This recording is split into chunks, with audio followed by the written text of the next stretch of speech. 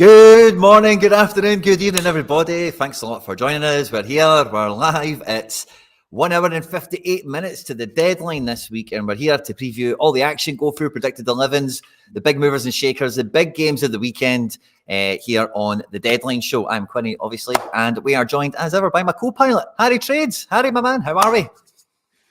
Doing well, mate. Yeah, doing really well. Buzzing to be here, and yeah, looking forward to previewing another big game week. It's a huge weekend. We've just we've had a few developments in the Sorare sphere in general. We had the big Wemby unique yesterday. We've had the new wonder kid Endrick get a card, and so there's some good stuff going on at the moment. It feels like people have got peps in their step, and there's some bids going on, and all that good stuff. So yeah, I'm looking forward to it myself, mate. But I must admit, I've not been that laser focused on this weekend like I normally am. This midweek was unavoidable in terms of like my radar, if you know what I mean. And I don't think, like normally the community love means it gives me luck, right? But I think this week it just jinxed me into oblivion. Like Celtic just did not turn up at all, and it wasn't that great for me. And subsequently, I was just mentally wrote off like cards and stuff for a few days. I was like, I don't want to look at them until we get to the Deadline Show. So before we came on, I've fashioned my teams together. I've just double checked that everything's all hunky-dory. But yeah, it's a huge weekend, Harry. I mean, you were just looking over the fixtures, and it's a funny kind of layout. I think we've had a lot of midweeks this midweek. We've had a lot of fixtures this midweek that haven't been Sorare scored that are like cup games and stuff like that. So I think in like Italy and Spain, we're getting a lot of games knock into Monday and stuff like that as well. So it's an interesting little fixture list we've got this week, isn't it? Yeah, 100%. Obviously, last weekend we had that sort of rivalry weekend, didn't we? It felt like obviously we had El Clasico, we had Manchester derby, and I think we had one of the Milan situations, or Juve played somebody, whatever it was. But yeah, no, it still feels as sort of important in that sense. And yeah, I mean, this is actually my first time looking at we're not going to go into too much, but just I'm looking at the matchups tab right now, and some of the normal guys are up there, obviously, but with midweek to look forward to next midweek for a lot of the European guys. That's something to look, just to be wary of. Like, there's going to be rotations this weekend because, there's some big midweek, Champions League, Europa League, and Conference League games coming up next weekend. Midweek. So interesting sort of dynamics as usual, but like you said, as exciting as ever. That's it. I'm looking forward to it. We're getting the fist bump training in. Sorry, our scouts and managers all over the world tuning in for the Deadline Show like it's Christmas morning. Love to hear that. And like Christmas.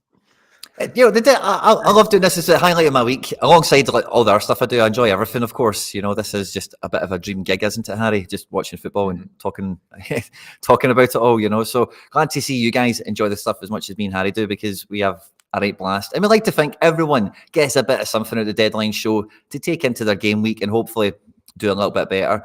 And Harry, as many Sorare scouts and managers around the world know, Sorare own and control the internet. So if you want good reward luck when you get into the other side of this game week, or even tonight, if you bag something in the midweek, Sorare will know if you've been here and not hit the like button. So do yourself a favor, do us a favor. If you're on YouTube, hit the like button. If you're on Twitch, follow, share, whatever it is you do over there.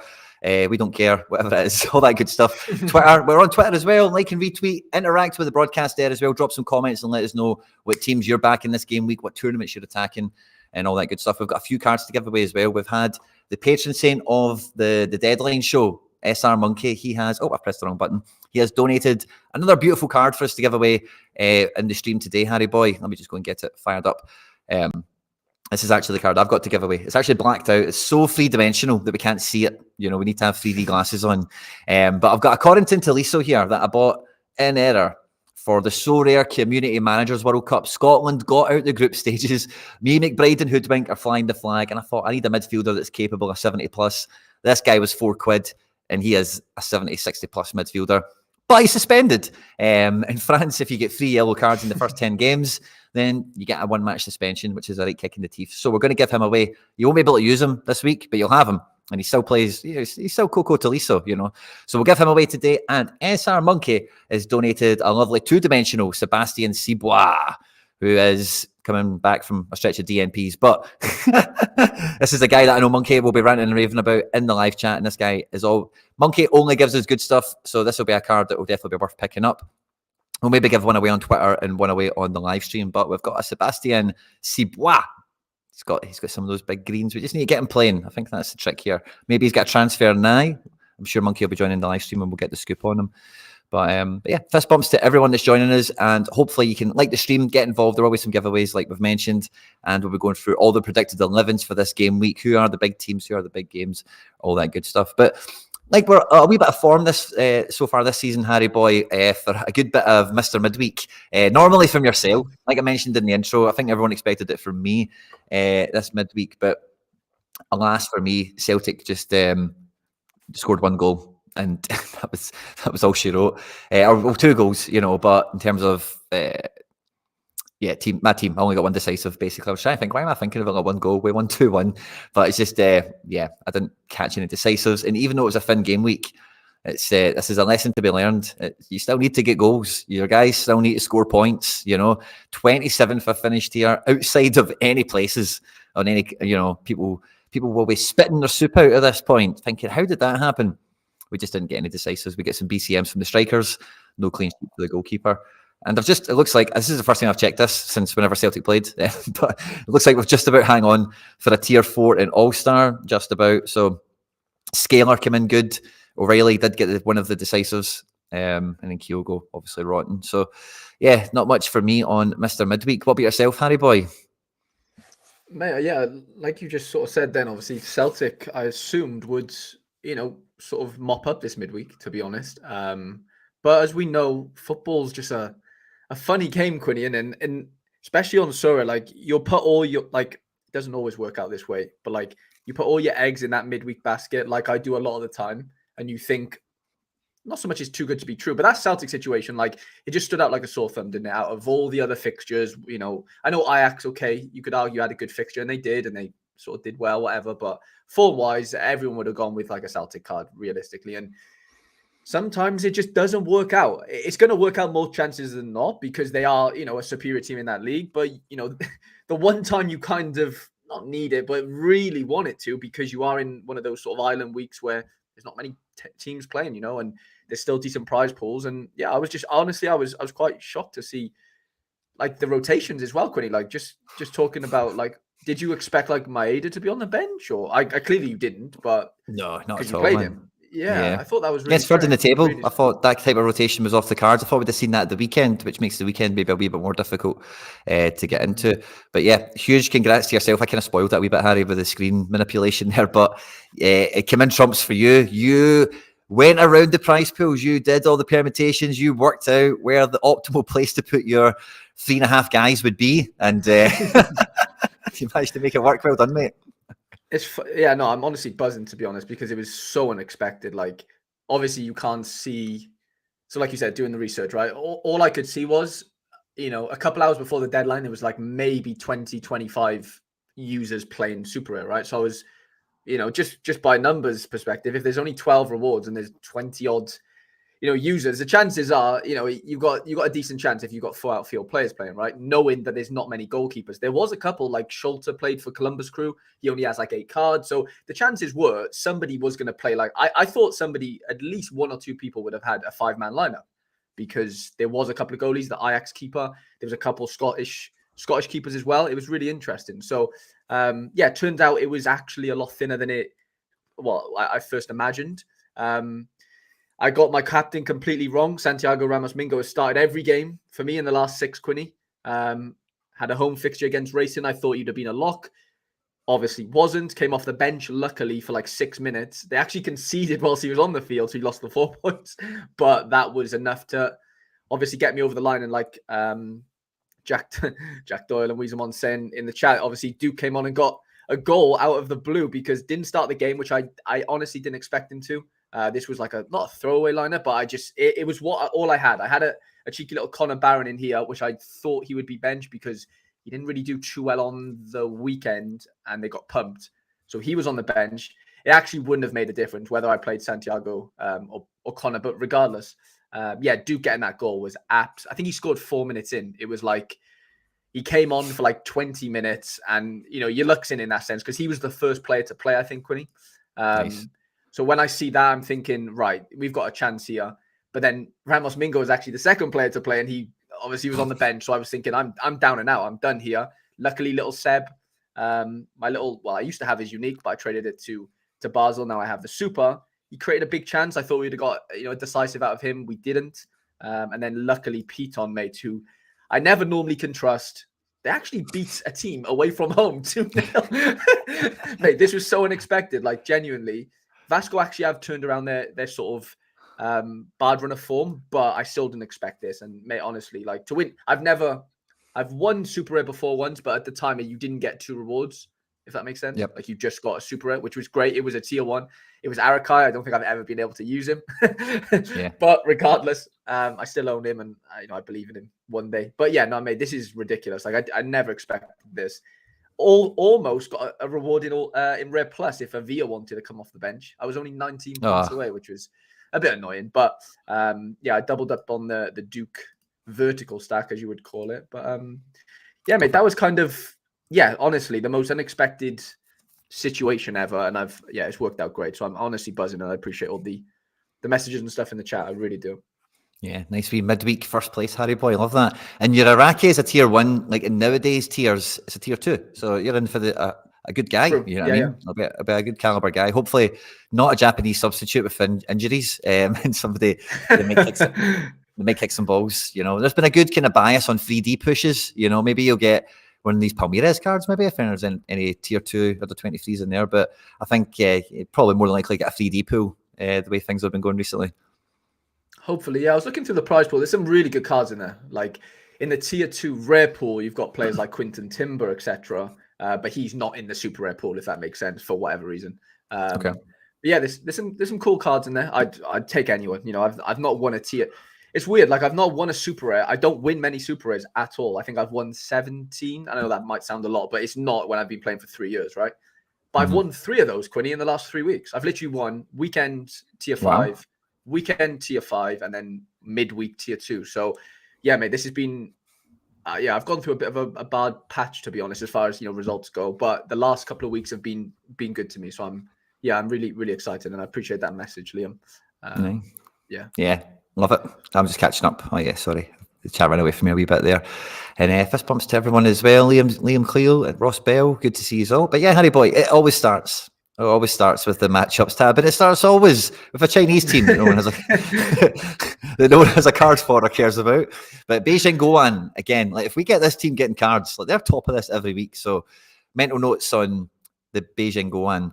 But otherwise, it's Man City top of this, and I think this is one of those fixtures that is on everyone's targets, whether it's, we're kind of losing commons now, obviously, maybe limited if you're a flexible player, or when you're building a team up, you look when they're away at home to Bournemouth, when they're away at home to the likely bottom 3.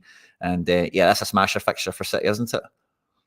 Yeah, man. I mean, it feels like Man City is bunched in there with a lot of, they are a lot of non-champion Europe teams. If until you go to PSG and Liverpool, who are quite a bit further down. So, mate, if you can get this team right, because you do have to imagine they do play midweek, next midweek. So, there is always some sort of pep roulette to worry about. It does feel a little bit more predictable though these days, Quinny. Would you agree? Because in the past on Sorare, Man City stacks were actually not that usable ever, were they really? But I think this season, more so than ever, they've become a little bit more reliable, maybe is probably the best word. And mate, like, when was the last time we've seen a Man City team that has 90s and 80s on play sharp? But like, this didn't used to happen. This was 50s. This was 60s, maybe at best a lot of the time. There was obviously anomalies. There would, Haaland's always probably a 90 or an 80. But it's a very, for somebody that doesn't have Man City cards, it does make me quite scared, because a lot of them are under 23, and a lot of them, are punchy, as we obviously know. Liam King pulled first in SR240. GG's, Liam. Cannot wait to see what you pull. You'll have a unique coming your way then. Well done, mate. Oh, but that's wicked. That is well done, Liam. For heart stack as well. Well done, mate. Play your team, play your stack. Love that. But yeah, with Man City, I make it totally right. I think with no Mahrez, no Gundogan, De Bruyne is injured. The squad is a little bit thinner of like the teams that you like. Pep has clearly prioritized the league so far. He's rotated more in Europe. So I say in the league, I think they've got less options, but it's like, I might play Mahrez, like it's Doku or Grealish. And then, I know Foden's in this team at the moment, but as soon as De Bruyne comes back, it's probably De Bruyne central and Alvarez wide, So it feels like, ever since they've had cards, like pre-Haaland, I think Pep Roulette was way worse as well. Like, so again, you've got Haaland guaranteed to play. It's not, is it Aguero or Jesus, and that these types of situations. So yeah, it feels slowly but surely it is kind of like Rodri, De Bruyne, Haaland. There's guys, Ruben Diaz, Stones, Walker. There is a proper spine that is like playing 90% of matches now, maybe 85 or something. So yeah, good to see that. Maybe we'll see them rain on some leaderboards. Yeah, I wouldn't be surprised. This could be the week home to Bournemouth. Doesn't really get any, well, it does get a bit better, I guess, Luton or Sheff at home, but it's still up there, isn't it? It's a top 3 fixture in the Prem, realistically, for that Man City team. And yeah, if you've got Man City cards, obviously you're playing them. Maybe not Doku, though. Well, the thing is, though, like, he's off the bench. He could easily get a DA or two in like 20 minutes, if we're being honest. Like, if Duke can do it, then Doku can do it. That's class. I love Duke could never normally do it, so yeah. Ever. That's the second DA he's ever got me, but really? Yeah, no, yeah, I think it's the first DA where I've played him, but the second DA since I've actually so I bought him in the summer, so yeah, he hasn't had a great start this season. But yeah, City's fixture definitely stands out. Sorry, were you gonna? Yeah, I was just going to say, the thing that really stands out about the Hadjic game is the goalkeeper and defender scores. So they must be, I don't know if they're expecting this team to get a lot of shots away or whatever, but looking at the odds that we see on Play Sharper, like the away team are mammoth odds to get anything from this match. XG is almost nothing. So I don't know how the goalkeeper is going to score so well on that prediction. I get the defence, if they're totally going to box the team in and get final third passing out their eyeballs, but it looks like a really good game for Hadjic all the same, doesn't it?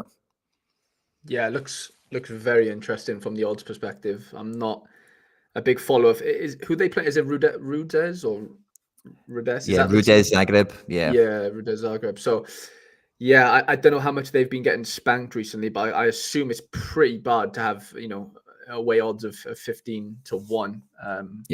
They're away, but still Hadjic are a decent team.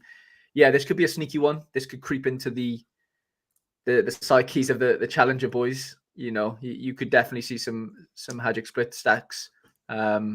Defensively, maybe like you said, the defensive goalkeeper stacks really coming in clutch, because the next team we sort of see there is obviously PSV, same region, away from home.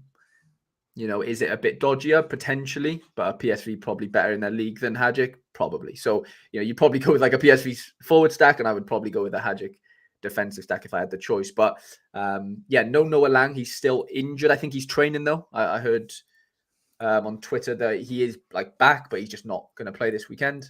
Yeah, very settled team, like we know. Veerman's, as you can see on the last 5, Quinny hasn't been as Veerman-y as he normally is, which is fine, because you're going to get, it's just very hard to just score incredibly well every game unless you're Jude. So, who else do you look to in that team? But Buscagli's been really, really good. Bakayoko's continued to be good, and obviously De Jong's there to mop up the decisive. So yeah, I mean, there's still play. Like, I'm not saying don't play Joey Veerman. I think he's still a play for this weekend, but there's definitely other alternatives in that PSV side now.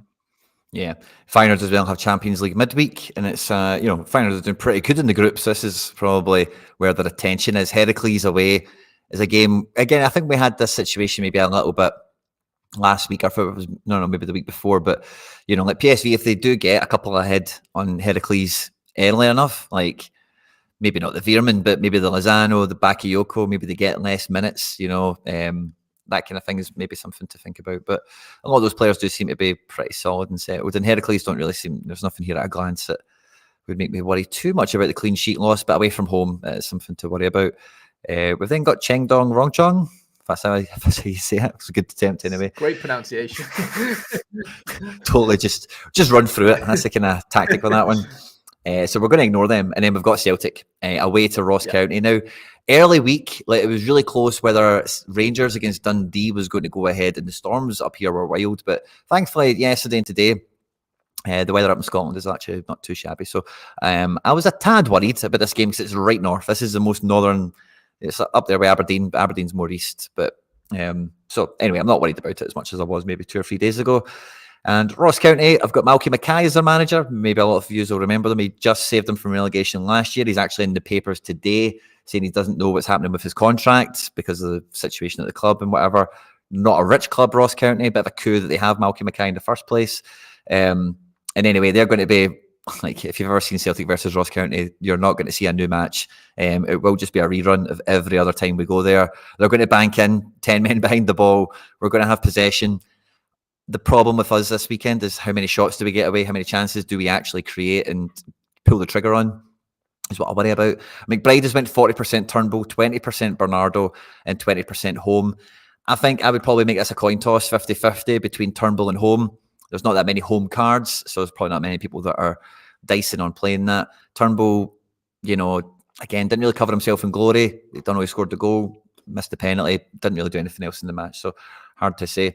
There's a lot of questions going around asking, Quinny, are people playing CCV? I seen it in the members chat earlier. Sorry, it was just when I was setting up. And I think it's the way to read into this rotation for me, and I do this with quite a lot of clubs, not just Celtic, is a lot of the mindset is 90 minutes, right? So Dyson didn't start at the weekend and he came on and got like 30 minutes. The game prior to that, he came off after 57, 58 minutes, something like that. So he's played basically over 2 matches. He's played one set of 90 minutes, if you get me. Whereas with Carter Vickers, he played the full 90 2 games ago. And then in the last match, completely sat 90 minutes, if you get me.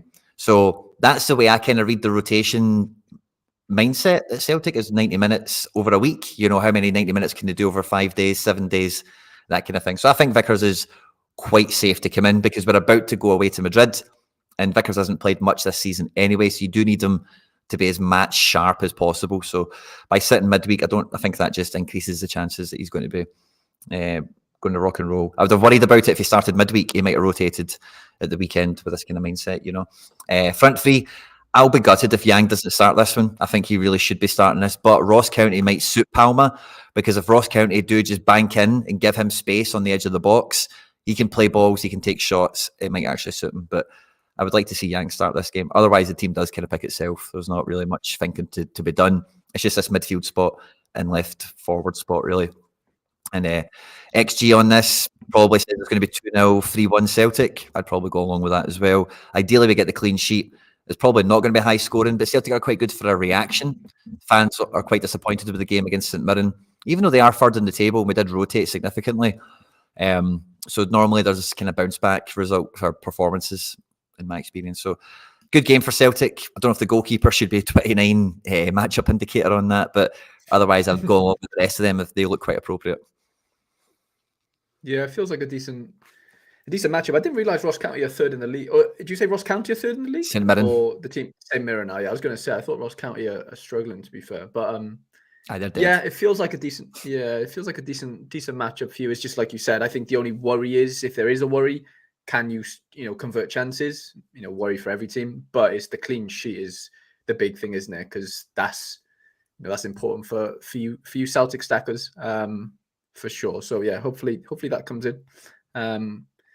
Clutch for you. And then we've got a little string of challenger teams, just after Celtic, which is Porto at home, who actually play this evening. It's Estoril, is it? Estoril? Yeah. We say all the time, Porto aren't sort of that worrisome, I wouldn't say. In the challenger lineups and in under 23 potentially as well with Costa and whatever. I'm hoping obviously Costa gets a clean sheet, but yeah, you could probably argue there's a decent chance of sort of Pepe, Taremi, Evan Nielsen of scoring pretty well. I wouldn't worry about anything else outside of that. Maybe Pepe, but yeah, João Mario playing left back, which is interesting. He's normally a right back, and they've got Jorge Sanchez in as well. So yeah, they've got Cohen Chow down to start, which is interesting. That could be a sneaky little one. Obviously, his old man being the manager probably helps. But probably. Probably. But yeah, Taremi, I'd be very shocked if he didn't get a decisive or two. And then you're looking at your Pepes maybe, or there's 2 Pepes, but the forward version of Pepe, he quite like 100 capable, I would say. No Galano, which is interesting. I'm just seeing that he's injured on the side, so that's a big miss. He's normally their sort of outlet on the left side, and he can score ridiculously well. So, you'd expect a clean sheet, you expect goals. You just never know, though, do you? Estoro might have Mangala registered to them, if everyone remembers Mangala. Yeah. Man City Mangala. Says other, sometimes that's an Opta glitch. They've just not put them at the new club they should be at or retired or whatever, but just caught my eye there. So yeah, good one for Porto at home. Clean sheet feels inevitable, and it's just, like you say, some of those forward players can they get on the end of it. This feels very similar to the PSV game we just looked at in terms of attacking prowess and overall kind of psychology of the team. Feyenoord away to Walwick. Yeah, this is interesting because Feyenoord actually lost on the weekend to Twente away from home. So this is, 2 away fixtures in 2 for them. They're going to really want to bounce back because obviously, losing to Twente wasn't in the plans. No disrespect to Twente, but, that they shouldn't have. I don't know. It's close, but I just thought Feyenoord would have given them a better game there, to be honest. And yeah, a couple of, interesting ones. The rookies kind of worked his way back into things. And that's pushed Timber a bit further forward, which then means Stengs doesn't play 10. He can play on the wing as well, which is why he's on that right wing. But if Ivanasek, I think if you look behind Zaruki, is back, basically. And he's obviously really good player from Zagreb. He could play instead of Igor Paxiao, I've heard. But, I know he's 80 on there, but apparently that could be a thing. Or Ivanasek would play on the Timber wing. would drop in. Yeah, Timber in and then, Stengs at 10. So that's kind of the difference there with what could happen. And I don't know too much about the right back position. That Bart fellow was signed this summer, I believe, and started in the Champions League, I think. I don't know if he started the weekend. So yeah, if you've got him, I know it doesn't show he has cards, but I'm pretty sure he does for reference. But yeah, good fixture. You'd hope they'd really want to bounce back, and then obviously looking forward to the midweek they play. Who do they play, Quinny? Wouldn't be Atletico, would it? No, they've already played Lazio. them. It's Lazio, yeah. They do have Lazio. So big game for them. And yeah, interesting one. I don't think Warwick are up to too much, unfortunately, are they? Nah. Sean Adewoye. He's the only one to look at. Philip Stefanovic, he's a wee CFG wonder kid. He's got a couple of cards, but nothing to write home about, I don't think. But Harry, people are talking to us in the stream here about Nico's tweet. So I don't know. He has made a tweet, to be fair. He's just made like a rant, but it looks like a good rant. I haven't read through it, but if you want to get it up on screen, it could be an interesting one to read through. I haven't read it all, but I just had a little scan, and let me have a peek. He means business, Quinny, it seems like. He means serious business. Yeah, big time. This is my... Ooh. Wow, okay. I think we can do that after the deadline. This looks like a lot of fun, but the deadline is ticking away, guys, So that's a great one. I think we could finish the show up with that once we get to deadline, or once we run out of steam once we get to that point. Great. Sorare Scouts and Managers normally delivering the latest and greatest fitness breaking news out of press conferences in the live chat. But this time we've got it from the main man, Nico Giulia of Sorare. So we'll have a wee check and see what he's saying there, which is all good. But for anyone that's just catching us, guys, number one, we're only at 27 likes. The first goal of the stream is we've got to get to that magical number 67. We've got 2 cards to give away in the stream today. We've got a DNP L150 cheat code for the weekend that SR Monkeys hooked us up with. And I'm giving away a Coco Tolisso that you can't use this weekend. He's suspended. I bought him in error, but one of you guys can have him today and you can use them after this week. If you want to get involved in that, we need to get to 67 likes on YouTube. If you are watching this on Twitter, Twitch, or anywhere else, the bloody thing is getting broadcasted, then make sure to like, share, retweet, all that good stuff. Whatever you're meant to do on whatever bloody platform you're on. You know the script. You don't need me to walk you through it. But yeah, good to see a wee update there from Nico. We'll catch up on that later in the show. And after Feyenoord, Harry boy, we come to Nico's own. Well, I think Nico's actually a Marseille fan, isn't he? I actually don't know. Yeah, good point. I genuinely don't know. Has he ever mentioned that? Yeah, I think he's a Marseille fan. Okay. I want to say he's a Marseille fan. But he does love a bit of PSG. The company loves PSG. Although maybe not right now. But maybe not right now. But at one point... At one point, there was they had they had a lot going on as far as partnerships go. And this game is actually tonight, Quinny, which I was mentioning to you before stream, which I'm a little bit worried about because I do have a Warren Zaire Emery that I'm forced to play. Quinny, he has an L5 of 77. This kid is emerging not from nowhere because he's been around all season, but it really feels like as with like hypey wonder kids, when they get goals, when they get assists, people start knocking on the door. But if you've, been around since the start of the season, and a bit last season, honestly, because he played a lot last year. Did he play in the game I went to go watch? I think he came off the bench because he was playing like right wing back last year. And he's that good. He could play anywhere on the football field. I'm not even joking. He probably couldn't play 9 realistically, to a good level, but he's he's the most physically inept player I've ever seen for a 17-year-old. I've never seen anything like it. The way he can get around the field, he's, grown men are just bouncing off him and he's just putting things in the top bin. It's not normal what he's doing, I don't think. And yeah, he could be PSG's sort of, next gem after, I know Mbappe didn't come through at PSG, but you get the point. Yeah. Friday night fixture, you just never know the Quinny, do you? We always say it. They're always dodgy when it comes to clean sheets with big Donnarumma in goals. It does feel like, though, their back four is a little bit more settled. Yep. And, as a consequence of that, I think clean sheets will sort of naturally come through, but you just never know. Yeah, I agree. And I think this Luis Enrique revolution has started to take a bit of shape, and Zaire Emery is like the embodiment of it. Creative midfielders like that, they get a Guardiola, they get an Enrique, they get somebody that know the position like expertly, world-class levels from their own career and their coaching ability. You love to see them kicking on, and it gives me big Musiala vibes, because when Musiala broke on at Bayern, he was like bouncing off a man in the Bundesliga, and he looked like that. He just looked like a wee boy, and he was just doing all this mad stuff. So, the sky's the limit for wee Warren here. No two ways about it. And 100%. Do you even remember that they've lost Verratti this summer, who was like the main guy at PSG for like 10 years or something? He's forgotten about instantly because of this guy. Yeah, you wouldn't bat an eyelid. And don't get me wrong, I wouldn't not mention Ugarte as well, who's kind of filled that, that deep line role for them. Verratti, he's great on the ball and stuff, but, he does lack, the physical side of the game, as he ever has. It's never really bothered him because he's so good on the ball. It doesn't really matter. He can have other midfielders doing that job. But Zaire Emery can literally do everything you want a midfielder to do. And I mean every single thing. There's not a part of his game that I don't think he's not mastered, but everything seems very well sort of rounded for a 17-year-old, which is just freakishly crazy. But Ugarte's incredible as well. It allows Vitinha, Lee Kang in, and obviously Warren to sort of kick on a bit further forward and not worry too much about getting back on transitions as much as, someone else would.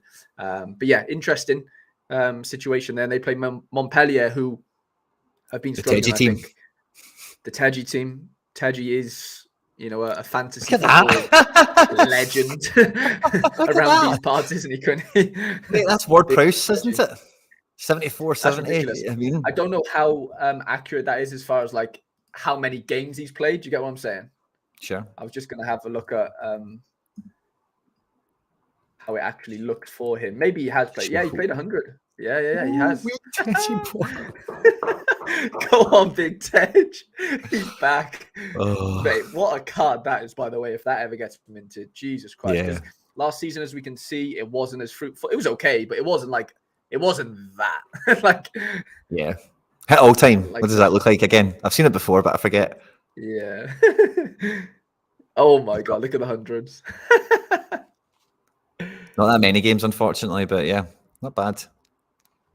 Just injuries now and again seem to creep in a lot for him, don't they? Not for a crazy amount of time, as you can see all these little DMPs, but there is little spouts of injury, times out. But that's ridiculous. Yeah, that's freakishly crazy from him. But yeah, can he do anything away to PSG? Potentially. You can't rule that out. No clean sheet.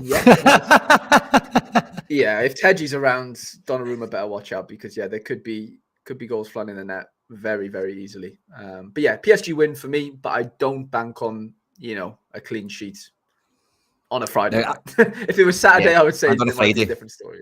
Yeah, totally.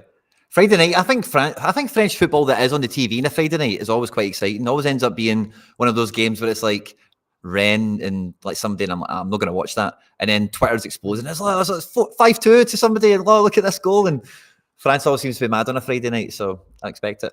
But the next team on that list, Harry boy, we had a first from Sorare this week. We had the away cards, which looked pretty sick. And I remember them teasing away jerseys. I think when they announced the MLS deal, the real MLS deal, they teased away jerseys. So it's good to see that they've came through with Liverpool, and we might see them riding high on the podium on their debut. They're away to Luton.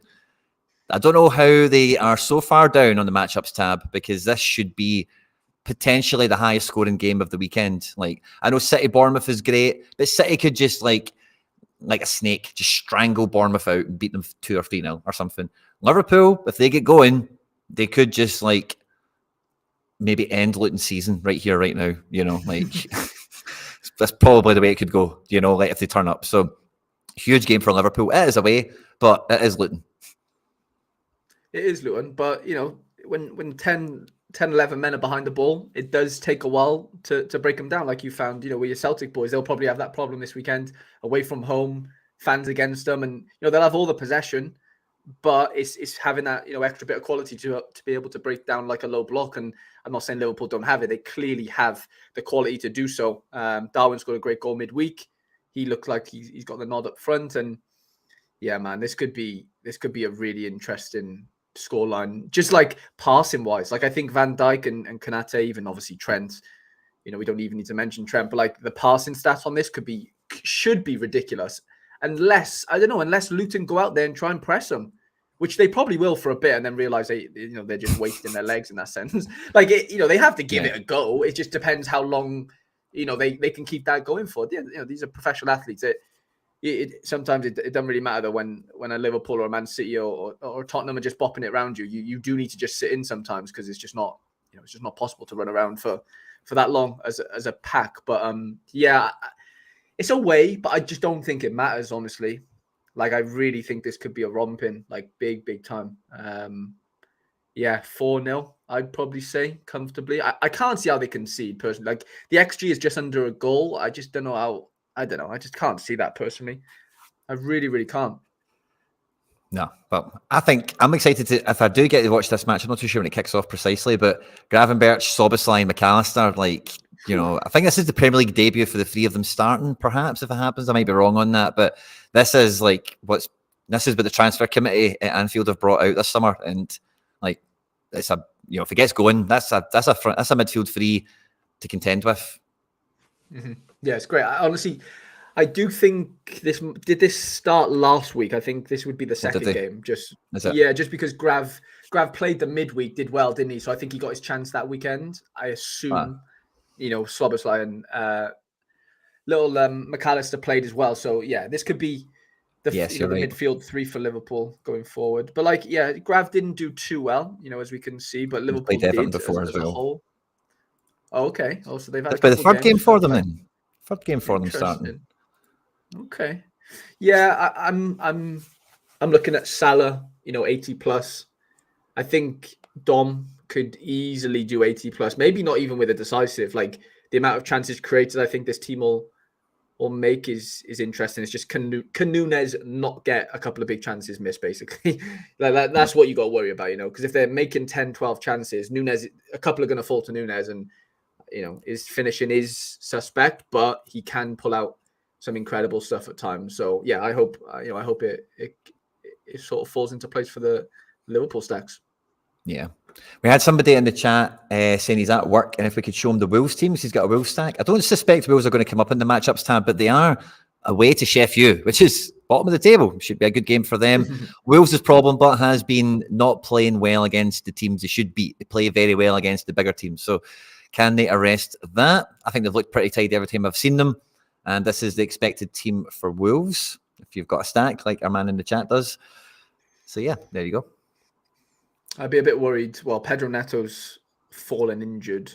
So he's been the sort of shining light, I would say, attacking-wise for them. He's been on an absolute heater, to be honest, score-wise. So that'll change things, the dynamic of that front 3 and the chances created. Obviously, he's heavily involved in set pieces and stuff. So yeah, it'd be interesting to see who takes over that role. Maybe this weekend, maybe Quinny. I don't really know, but yeah, that is definitely something to like. That does weaken Wolves. No Pedro Neto for Wolves is, I can't lie, that's a big weakness. I don't get who they're playing. So yeah, just be wary of that one. Yeah, and this is the game that Sheffield will be eyeing up. Like Wolves don't play well against the lesser teams. We're at home; they'll give them a go. So yeah, and then we get Galatasaray at home at Kasım Pasa. Yeah, I mean, I think they play in the cup midweek potentially. I can't remember. They might have, but regardless, there's a lot of 70s and 60s there in positions that you probably wouldn't want. But I guess the main players, Baradecki and Cardi and those type of boys are kind of pretty nailed, it seems. So these are the games you want them to be nailed for because this is just the chances of getting those peak scores. Nice home fixture. Expect XG says it should be 3-0, 3-1, something like that. Good chance of clean sheet, high chance of home wins. So it's just about picking the team. And I think like a defender like Sasha Boy, for example, if he gets a clean sheet bonus and is very attacking in a dominant game, this could be one of that's the kind of game you want for a fullback like him. With Zaha on his wing as well, this could be Galatasaray's week potentially. They could stuff a team. 100%, mate. 100%. Let's just do like a little recap as far as what have we seen so far. We've seen three Champ Euro teams in Man City, Liverpool, and PSG, and then out of the sort of challenger, you got PSV, Hajduk, Porto, Feyenoord, and Gala, and Celtic. Sorry. So off the basis of that, you'd probably argue that Champion Europe's going to be not easier, but there's just less competition maybe for those massive, win percentages and big lineups and stuff compared to Challenger, which is always the case. There's more teams in Challenger, so you're probably going to find that. But I don't know, what are you thinking out of what we've done so far? Like, is anything standing out for you, like Challenger-wise? Like, are you like, oh shit, like my Celtic boys are up against X? No, I think it's one of those weeks where, like, if you have Man City, if you have Liverpool, Galatasaray, I think they're the ones that really stand out. I would put Porto maybe into that as well because they're at home. But they're the ones that really stand out for, I would be like excited for the weekend. Like, cannot wait for my guys to go. But for the rest of them, I think it's just kind of another week where it's like, it's a good game. I'll pick my guys. I think he'll do well. I think he'll start. And it's more picking your battles with like your best team kind of thing. Just a quick recap, Harry. We're on 42 likes. We're almost there at the magic number of 67. We're going to be giving away a Sebastian Cibois. He's got an L15 of 0. And when you look at his score when he does play, not those ones, they were rubbish. But when you look at the scores when he does play normally, from the start, we can see this guy is a killer. This guy is donated by patron saint of the show, SR Monkey, the host of the Sorare Ramble podcast. And we're going to be giving that away once we hit 67 likes on the show today, guys, on YouTube. We're currently at 46 now and rising. And we're also going to be giving away to someone, according to Liso. He's suspended this weekend. You won't be able to use him. I bought him in error. I wanted a midfielder that could smash 60, 70 points. A-OK, no problem. He is a guy that does that. But I can't use him. He's suspended, so one of you guys can have him. But again, we need to be smashing like goals. We need to be in the comment section letting us know what's going on across all the broadcasts on Twitter, Twitch, Facebook, YouTube, whatever else you find us on. So you guys, get liking, get comfy, and we'll do some giveaways once we get there. Awesome.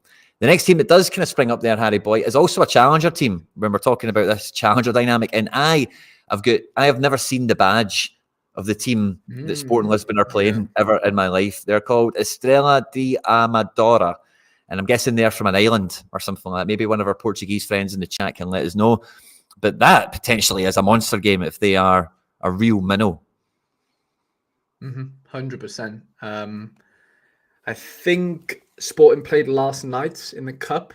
There was, I think, like Coates came on for a bit and didn't start, so that probably means that he's quite nailed this weekend. I know Ignacio might be getting rested for this game because Champions League or whatever they play next midweek. But outside of that, you're looking at quite a settled team, I would say. That right back doesn't normally play, I don't think, or maybe he does. Catamo, sorry. But yeah, outside of that, it looks pretty settled. Goncalves, Guy Carrez, and big Marcus Edwards. It could do some damage, especially the Adan Coates sort of famous combination potentially defensively. Yep.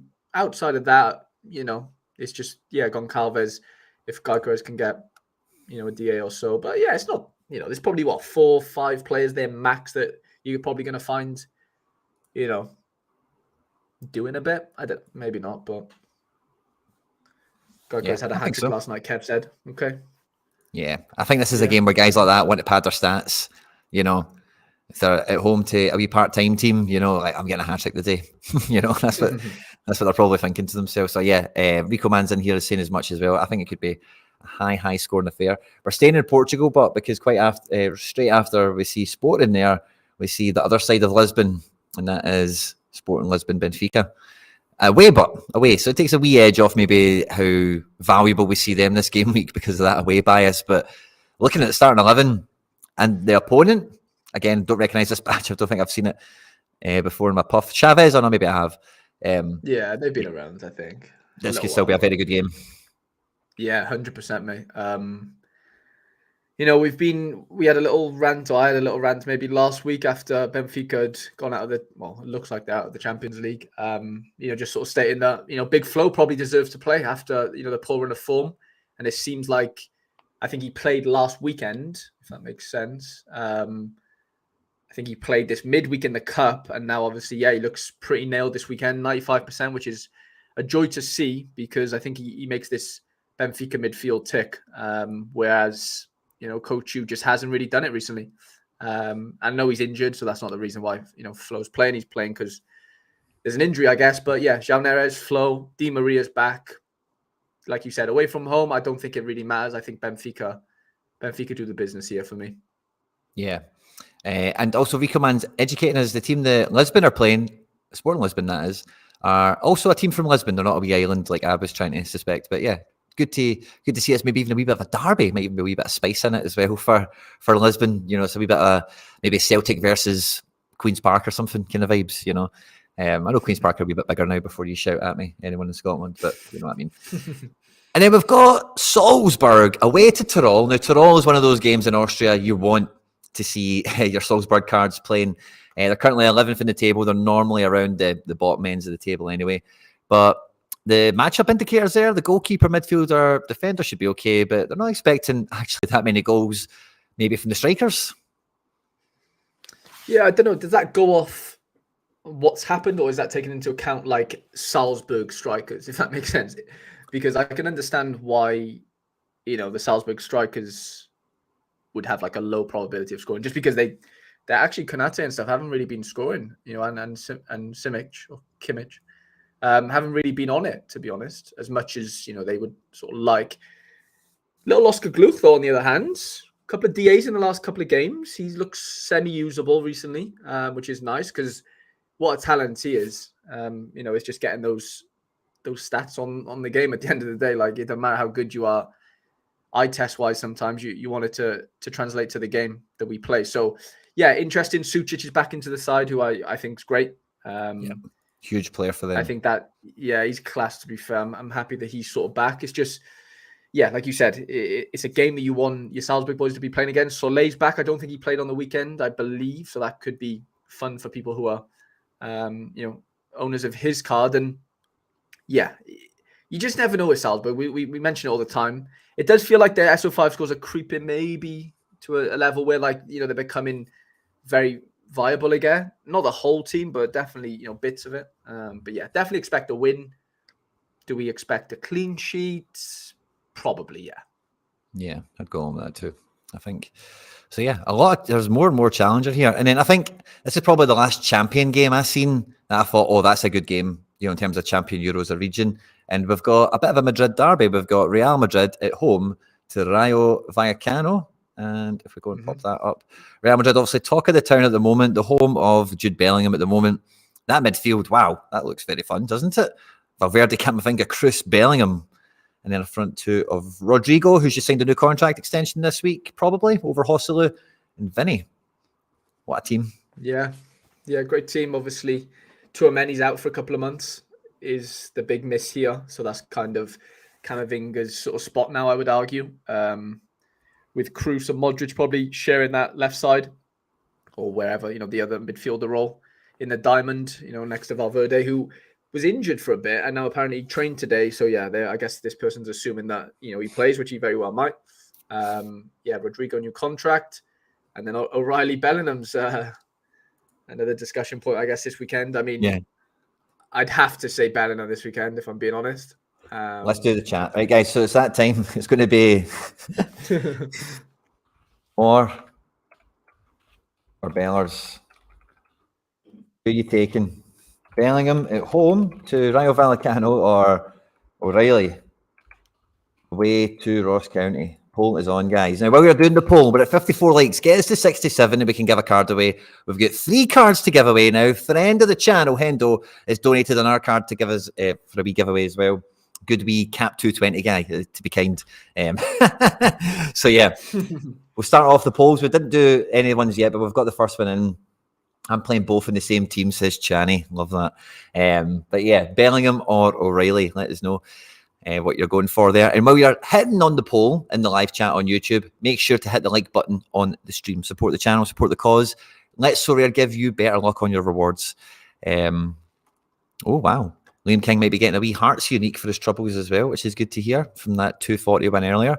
But Rayo Vallecano are not complete pushovers. They've got RDT, they've got EC Piazon. These are big game players that might turn up for them. There's a lot of guys in this team, but I don't know if the clean sheet is inevitable in a mini derby and the opposition has got a wee bit of gunpowder up front.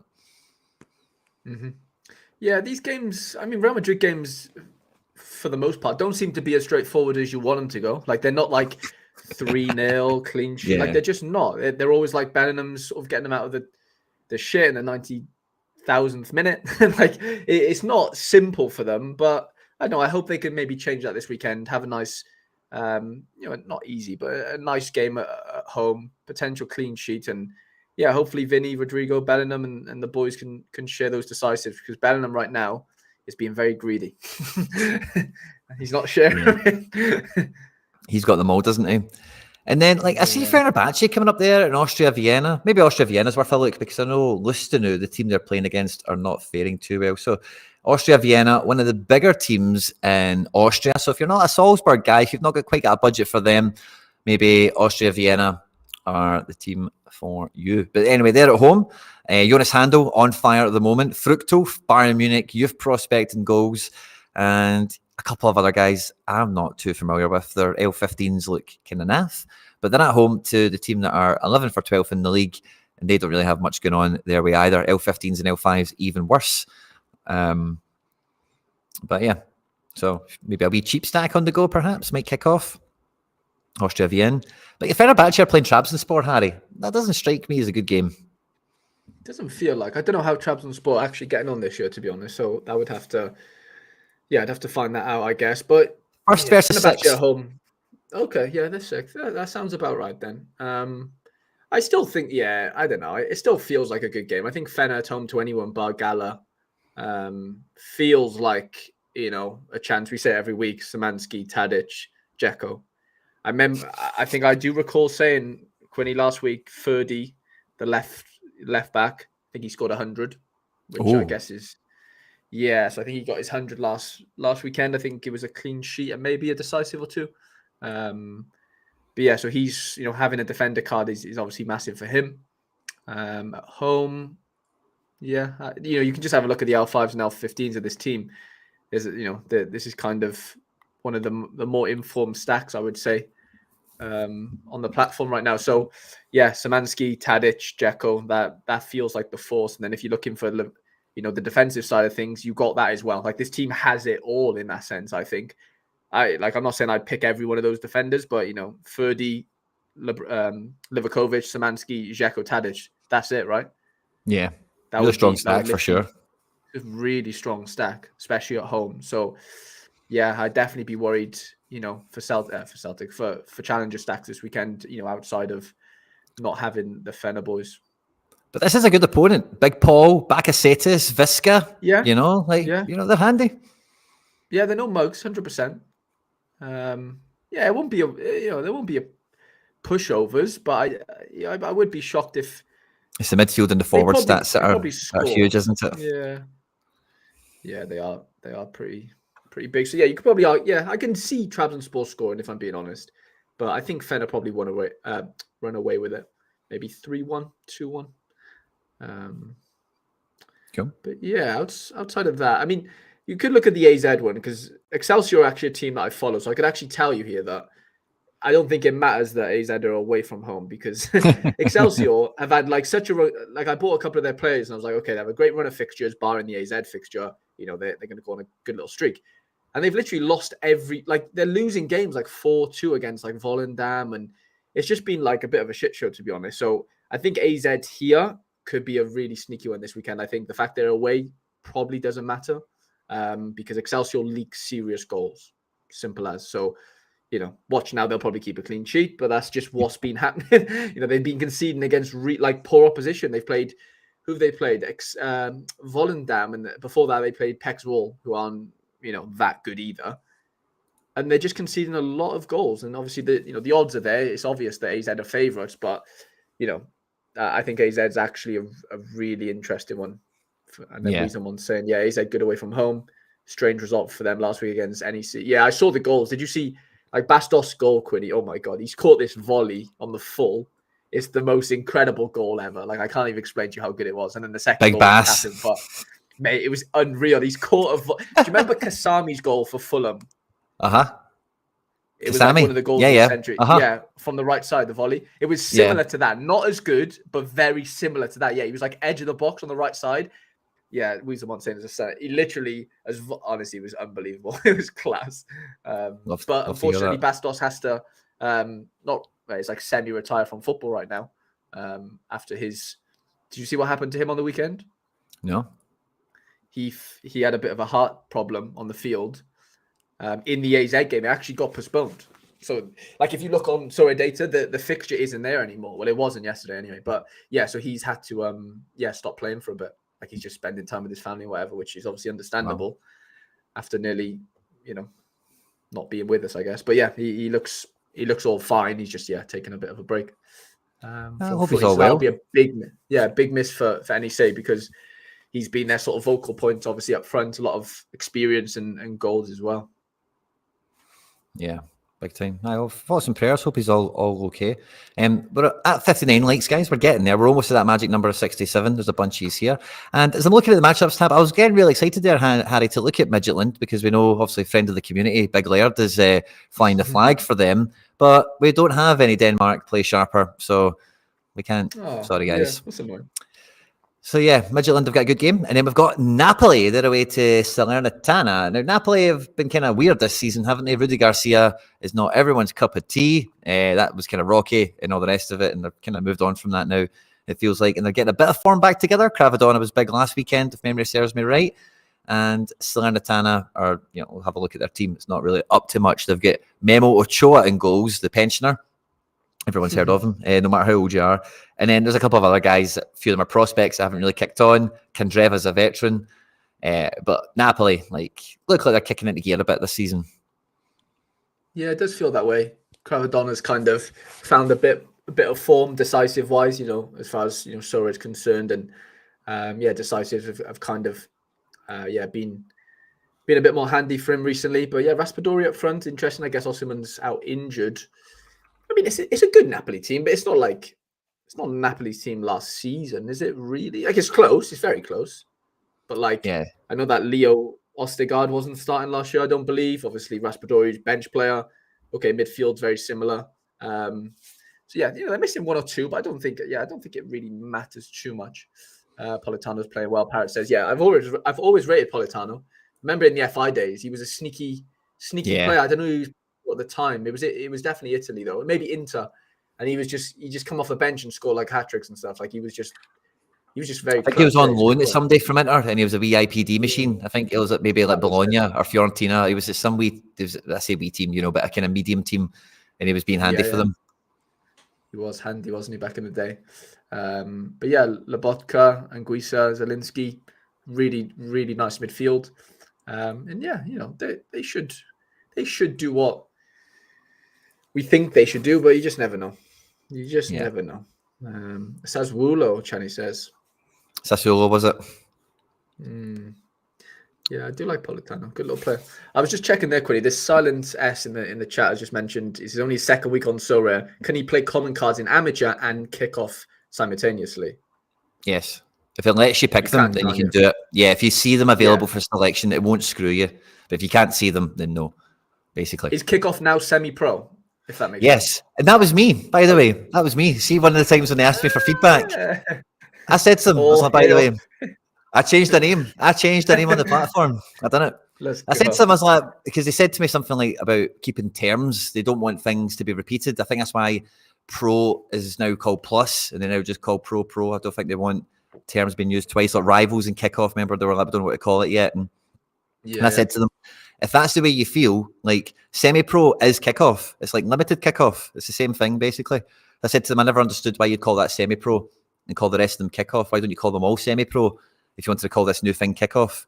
But what they ended up doing was just calling them all kickoff, calling the thing rivals, kind of thing. But yeah, I'm not too. I thought that was me. I said that. As soon as I seen that in the change, I was like, oh, it might not have been me. Maybe I said something that's very suggested, but that was what I thought anyway. I'm taking credit for it to myself. Yeah, 100%. People won't let me or not. But we've got Ajax, who we are enjoying watching the demise of. They did perform a wee bit better than expected, perhaps midweek. And they're against Heerenveen. It feels like Harry, Heerenveen have been on this show all month as being a bad opponent, like an easy game. Poor old Heerenveen. And here they are again.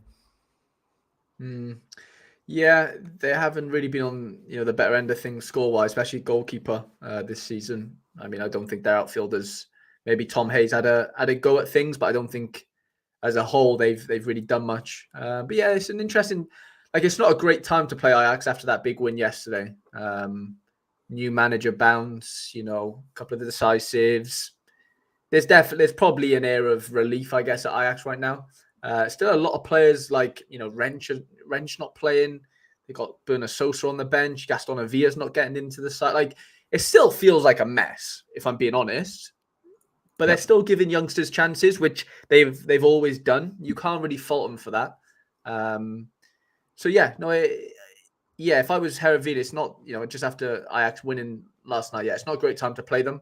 If that hadn't happened last night and they struggled, then I think Heerenveen would have gone into this game with a bit more confidence. But yeah, this feels like, I'm not saying Ajax are back, but it does feel like they could potentially get 2 wins in 2. I don't know how that's going to look SO5 wise, but I do think they'll win this game. Yeah. We'll just save somebody. Kev, well done. Glad we saved the team for you, buddy. I don't know what it was we showed you, but we're glad we made it happen. That's what we're here for. And then Milan are playing Udinese, which feels like a kind of similar fixture. Milan, again, I think since they won the league, they've been crap, really, haven't they? They weren't that good last year, and it feels like the transfer business in the summer was a wee bit exciting, but it's not really changed much for them. They're still not convincing, are they? Not really, no. It's just like it just feels like they're playing players in positions just for the sake of it in a lot of ways. I don't know. There's just not a settled... I'm not looking at a settled 11 here. And that's maybe not their fault, injuries, whatever. But outside of Giroud, Leao and Reinders, I rate Musa and stuff, but I don't think he's been unbelievable. He's a wicked young player, but I don't know. I just don't love them from an SO5 perspective. You look at those L5s, Quinny, and that tells you all you need to know, doesn't it? Realistically, yeah. There's not much to look at. Yeah. So, yeah, maybe that changes. I don't know. I don't follow them closely enough to know exactly what's going to make that change. But yeah, you'd argue that they'd probably end up winning this game. Is it going to be that easy against the Udinese side? 5 in midfield or 5 at the back, or whatever you want to look at it. This may be a fun watch. Looking at this midfield, this Samar Hardic is, a lot of people like this guy. Robbie Pereira, we know he's talented. Tovan is in this team. And then see this guy, Hassan Kamara. He was in France a few years ago, and very similar to some of the other players we've mentioned today in the French league. He was really good for a spell for assists from left back. He's a really good crosser of the ball. And this wee guy on, they've got a wee bit of something going on here, Udinese. It must be said, no De La Feu still injured, but there's some pieces in this team, and could be a draw or something. Yeah, typical sturdy, Italian team. The kind of absorbing pressure, and I might fancy a goal if they want to run up front. It's just as simple as that. They're probably happy with the draw, like you said. Sven says thoughts on Malik Thiaw. Yeah, I think he's a really good defender, to be fair, for Milan. Very, very good. I don't know how well he's been scoring. I don't think it's been great. But as a player, he looks really interesting.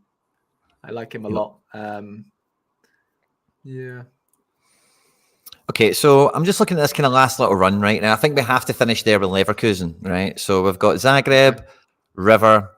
I don't know if we'll look at Moscow or not, but then we've got Leipzig. No. We have to debut Yeah. Palmeiras, and then we can finish with a bit of Grimmy or Frimmy. Let's We've do got Bellingham versus O'Reilly. It's 85% Bellingham. We're almost at the goal, guys. There are a couple of likes and we'll give away a card. There's hundreds of Sorare scouts and managers joining us across all the platforms that we're on. So thanks to everyone that's joining us. Fist bump to you all. We've saved one team. Hopefully we've saved a few more that haven't got in touch with us in the chat yet. And the next team we've got is another team that we speak about, these kind of sleeping giants. Maybe you can get them as a little cheap stack at the moment. And they're away this week, and it's Dinamo Zagreb. They look to be playing Dermich from the start this time. First time we've seen his name there in a while, I think. And yeah, they've not really started still, haven't they? We're talking about them every week as underperforming. Mm-hmm. Yeah, it does feel that way. They did have a good result last weekend, I believe. I think Baturina scored a very high.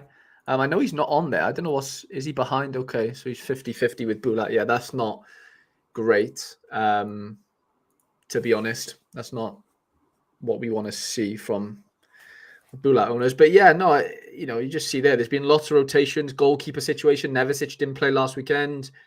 Obviously 60% now for some reason. I don't know what is going on there. I don't know if it's one game each or is it he's back in favor. I really don't know the issues. But it doesn't look pleasant right now, to be honest, if you are involved in the Dynamo boys. The Udinese formation, that's a comment about there pointing the other team to goal. That's quite funny. It did look like a big arrow, didn't it? That's funny. Good one. Love that. So yeah, good score last weekend from Baturina. Let's hear some of these, maybe a few of the L5s in defence have picked up a bit. But yeah, you expect him to be much more dominant score-wise. And yeah, this team that they're playing, I don't really know any of the players at a glance, but they're at home. So they'll have a go, I'm sure. And then we've got River. River. Yeah, River's, it feels like Argentinian football just doesn't stop, to be honest, does it? Nah. I think it is closing in, though, isn't it? There's not that long left, I don't think, in the league. As far I was thinking that a lot of these leagues are like on the calendar. Like they start in like March or February or something, and then they finish like November, December. I think they run on like us starting August and finishing June. Yeah. Well, they have like two leagues. So, like they have like the league for like say one round of games, and then it turns into like A and B or whatever. I don't know the way they do it, but regardless, is something happens, it splits, and yeah, all sorts go on. But yeah, River cards are out. Lanzini has River cards, which is fun. Yeah, I mean, like that River team hasn't changed much since the Alvarez and Enzo days. It genuinely hasn't. De La Cruz, I think he's so good. How he isn't playing in Europe is beyond me. He is. Watch him against Brazil, mate. Honestly, he's unbelievable. He had Casemiro on a string. It was frightening, genuinely. Him and Valverde, which is not that unexpected, But Nicolas De La Cruz is an interesting player. But Lanzini's obviously back home, I guess. Did he come from River? I assume. Sure, he was a River boy. Yeah, I think that was the whole thing, like coming home maybe. But pretty settled team. I can't disregard them. I think they'll definitely. Well, they're always in and around, those gas positions. Obviously, I don't play Champ America, but I'm sure they'll dominate there in most weeks. And Barco's been great. They got big Solomon Rondon up front. It's a good team, mate. It's, a lot of European experience in there sprinkled in. So yeah, good team. What do you think? Will we do Moscow? I don't know. I don't think that they will be on there. Yeah, I mean, it's up to you. I don't care if you want to. We'll put them on screen in case anyone's got any cards. Yeah. There they are. I'm not going to say that. If you've got them, they exist. Yeah, they were a pretty good team, weren't they, to stack at one point, or just to have cards on Sorare. I don't know if that's the case anymore. I don't think it is, to be honest. And then we come to Leipzig, Harry Boy, who have got some exciting talents in their team. They're away to Mainz, which is a pretty tidy fixture for them. The likes of Lukeba, Xavi Simon's coming back into form, it feels like. Openda is one of these. He's getting linked to a lot of top moves in the summer, potentially. Leipzig are, they're not high in the table, but they're keeping themselves in amongst it. Daniel Olmo's just been ruled out for a few months with a shoulder injury. So we're going to see Forsberg come in here maybe a bit more permanently, maybe Baumgartner. So has to get more minutes, but very attacking, very Red Bull football version of Leipzig we've got at the moment. And Mainz are like handy, but you can't see Leipzig not getting a couple of goals in this one, really. That's kind of probably the starting scoreline for this is 2-1 to Leipzig. It's probably what the scoreline is at kickoff. It's just going to be. I expect this one to have a lot of goals in it. Yeah, 100%. Leipzig are always good for goals, but they do like to concede as well, as do most Bundesliga sides. So, yeah, like I'm playing my Simakan, but like I'm not like, oh my god, they're definitely getting a clean sheet, because you just know that there's some decent players in that Mainz side who can score goals. So, yeah, they'll definitely be thinking about midweek as well. So expect rotations. Like if Xavi Simons hasn't done much in 60 minutes, probably gets hooked for the weekend. For the midweek. That's just kind of how, unfortunately, those type of positions and things will go, to be honest. Yep. And then we have Roma at home to Lecce, which looks like a good one on paper, but they don't really have that many players you would want to be getting a card for, really, do they? Yeah, Lukaku, no Pellegrini. Probably it. I think Pellegrini injured. Yep. I wouldn't be too worried about that. Yeah, maybe Lukaku, like you said. Cristante, maybe on his day, but yeah, I wouldn't be too concerned. And then Lecce's team. My boy, Stravetsa, the captain, for some reason doesn't like to be included in these starting 11s. I don't get it. Like this Bando, I think it is, has come back from injury and like he's like fully nailed, and it just doesn't really make too much sense. Like I don't get why your captain doesn't play. It's not as if he's like 38 or something. But I kind of get it. Maybe they want counter attack. I don't think maybe Bando's better on the transition, whatever. There's obviously a tactical reason behind it, but I don't know. It's just interesting with that one. But Batarina, but he's at 50%. Surely you just go Gluck, who's sort of nailed. Jonathan, better than that, surely. It has to be Gluck. We have our debut for one of the newest boys on the platform. Debut this week, we had Palmeiras. So we've got Palmeiras predicted 11 here, 50% on the centre mid Fabinho or Rocha. His L15 looks quite nice. Endrick's on to start. Don't know anyone else in this team, but I like a guy called Vega, so that catches my eye. And look at the L5 and 15 across that defence. Yeah. I think the top of the league, Palmeiras, aren't they? I think that Joaquin Piqueres could be under 23. I'm not like 100% sure. How do you spell it? Whereas he's not. I lied. He's 25. I was just looking. Oh, look at that. Back-to-back hundreds. Oof. Wow. Kind of skews his L5, doesn't it? A little bit, yeah. I thought I saw maybe a couple of under 23s. Is it this guy? No. Maybe I got it wrong. But I thought I saw a couple of under 23s. But yeah, this guy's got cards or has cards already. Yeah, Murillo. From Russia. Yeah, so I think he's not really a surprise to anyone. But yeah, some great scores there. Obviously, Endrick. What's little Rafael Vega like? Is he up to much? 28. Yeah, okay, so he seems like they're sort of number 10 assist merchant. I don't know. I mean, it seems decent. Yeah, it seems fun enough. I mean, Endrick's the big one, isn't it? Just having his card, I think the Super Rare sold for like 3 point something ETH. When was it? Oof. Yeah, nearly 5K. Thanks. Rare went for.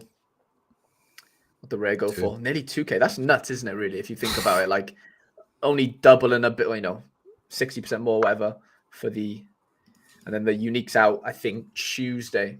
Sorry. So, yeah, no, this is the big one. I think not that we're going to turn this into an under 23 sort of hype boy show, but yeah, this is a big card to have on the platform. I know this is what we want from Brazil. Yeah, this is what we've been missing from Brazil, I'd argue, isn't it? Like we've had it from Argentina. We've had Enzo and Alvarez come through cards-wise, and being able to see them grow.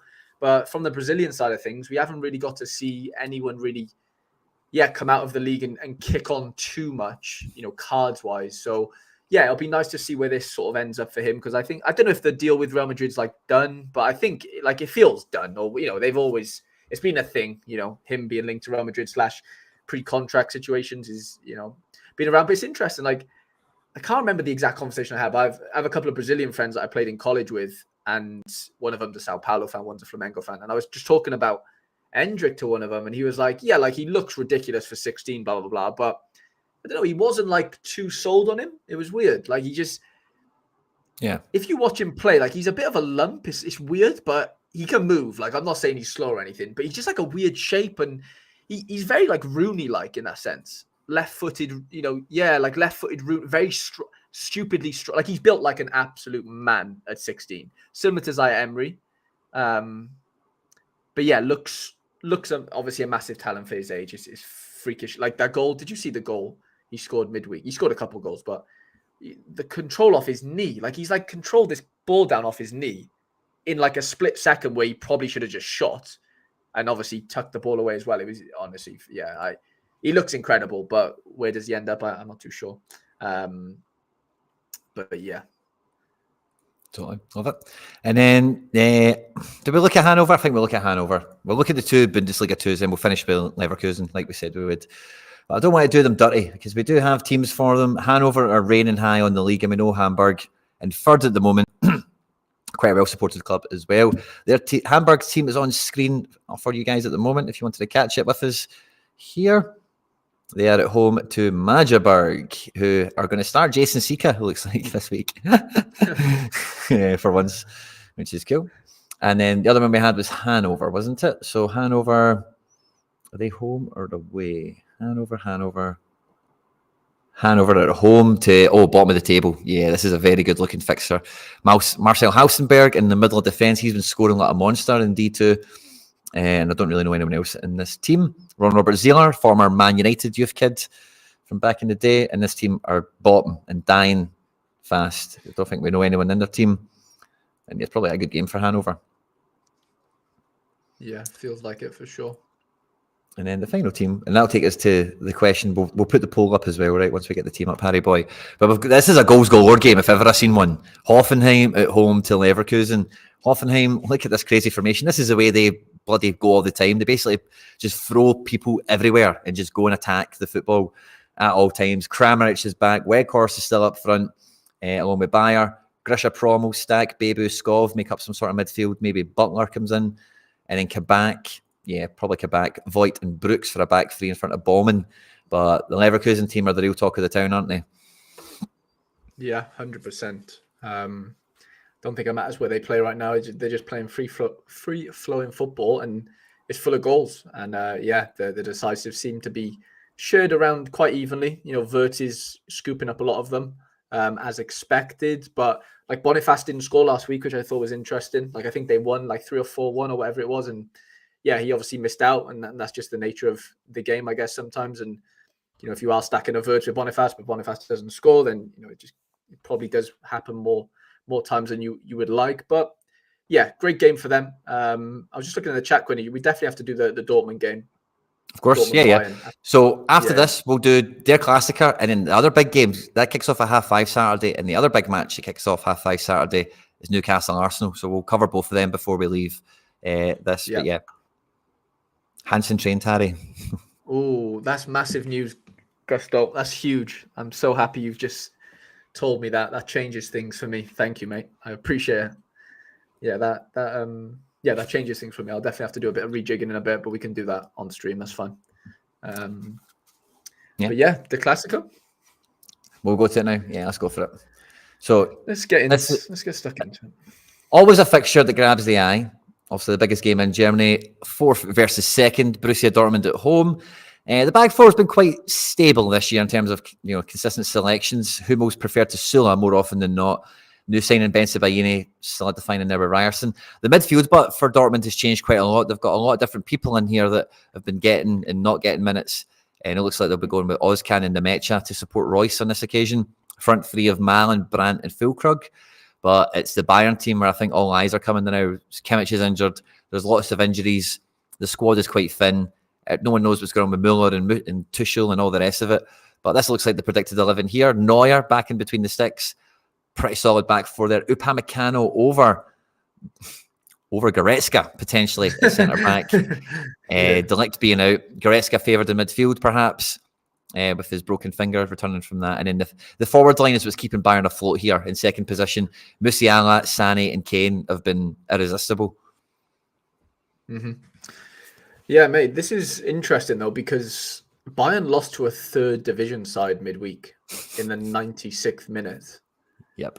And obviously Tuchel, I know Channy's not a big fan, and neither is, many people, I guess, of, his sort of reign there, and, calling for him to get the boot. And this is a big game for them, Quinny. Like, if they lose this, then I think there's serious talk of him probably going. Like, I don't know, maybe it's too early, but I don't know. I'm not saying Dortmund have it in them to beat this Bayern team, but after what happened midweek, clearly anyone can beat them on their day. Like, I know the magic of the cup and whatever, you can argue all that mumbo jumbo, but Dortmund at home, fans, as we know, can be the sort of 12th man. Man, I don't know. I'm not saying Bayern ain't a good team to play, stack-wise or whatever, but I don't know, mate. This feels dodgy. It just feels weird. That midweek loss, no Kimmich, De Ligt injured. I don't know. I've got a weird feeling about it. Obviously, Neuer's L5 and L15 is caught up with it after playing one game. Man, I don't know. I don't love this. I got to be honest. I'm not saying Kane won't go out and score a goal, or things won't happen. There won't be goals. I just am worried that they could lose this game. At least 4 goals. Yeah, I'd agree with that.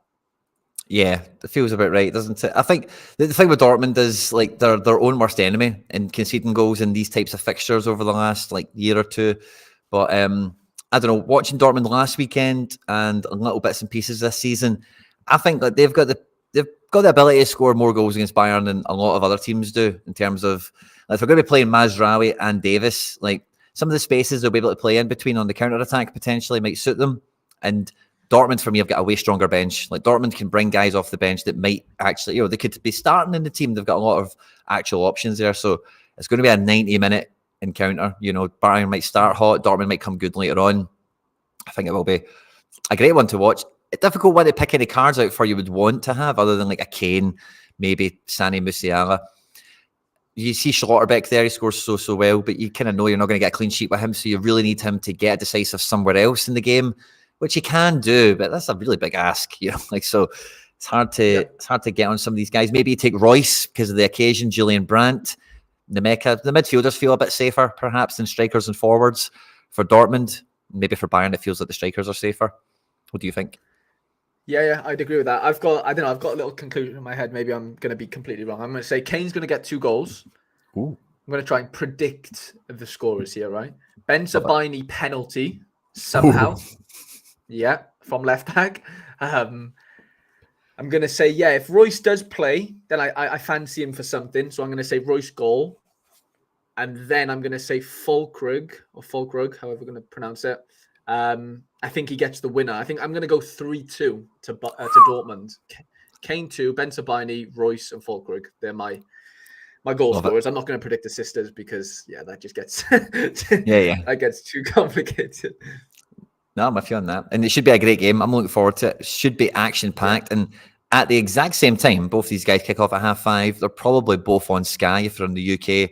Not too sure what channels everyone else watches it around the world, but it's Newcastle versus Arsenal as well. And Newcastle dumping Man United out of the FA Cup surprised me and many other people. Newcastle sent the under-12s out to play Man United. They rotated so heavily. They've got so many injuries in their first team at the moment.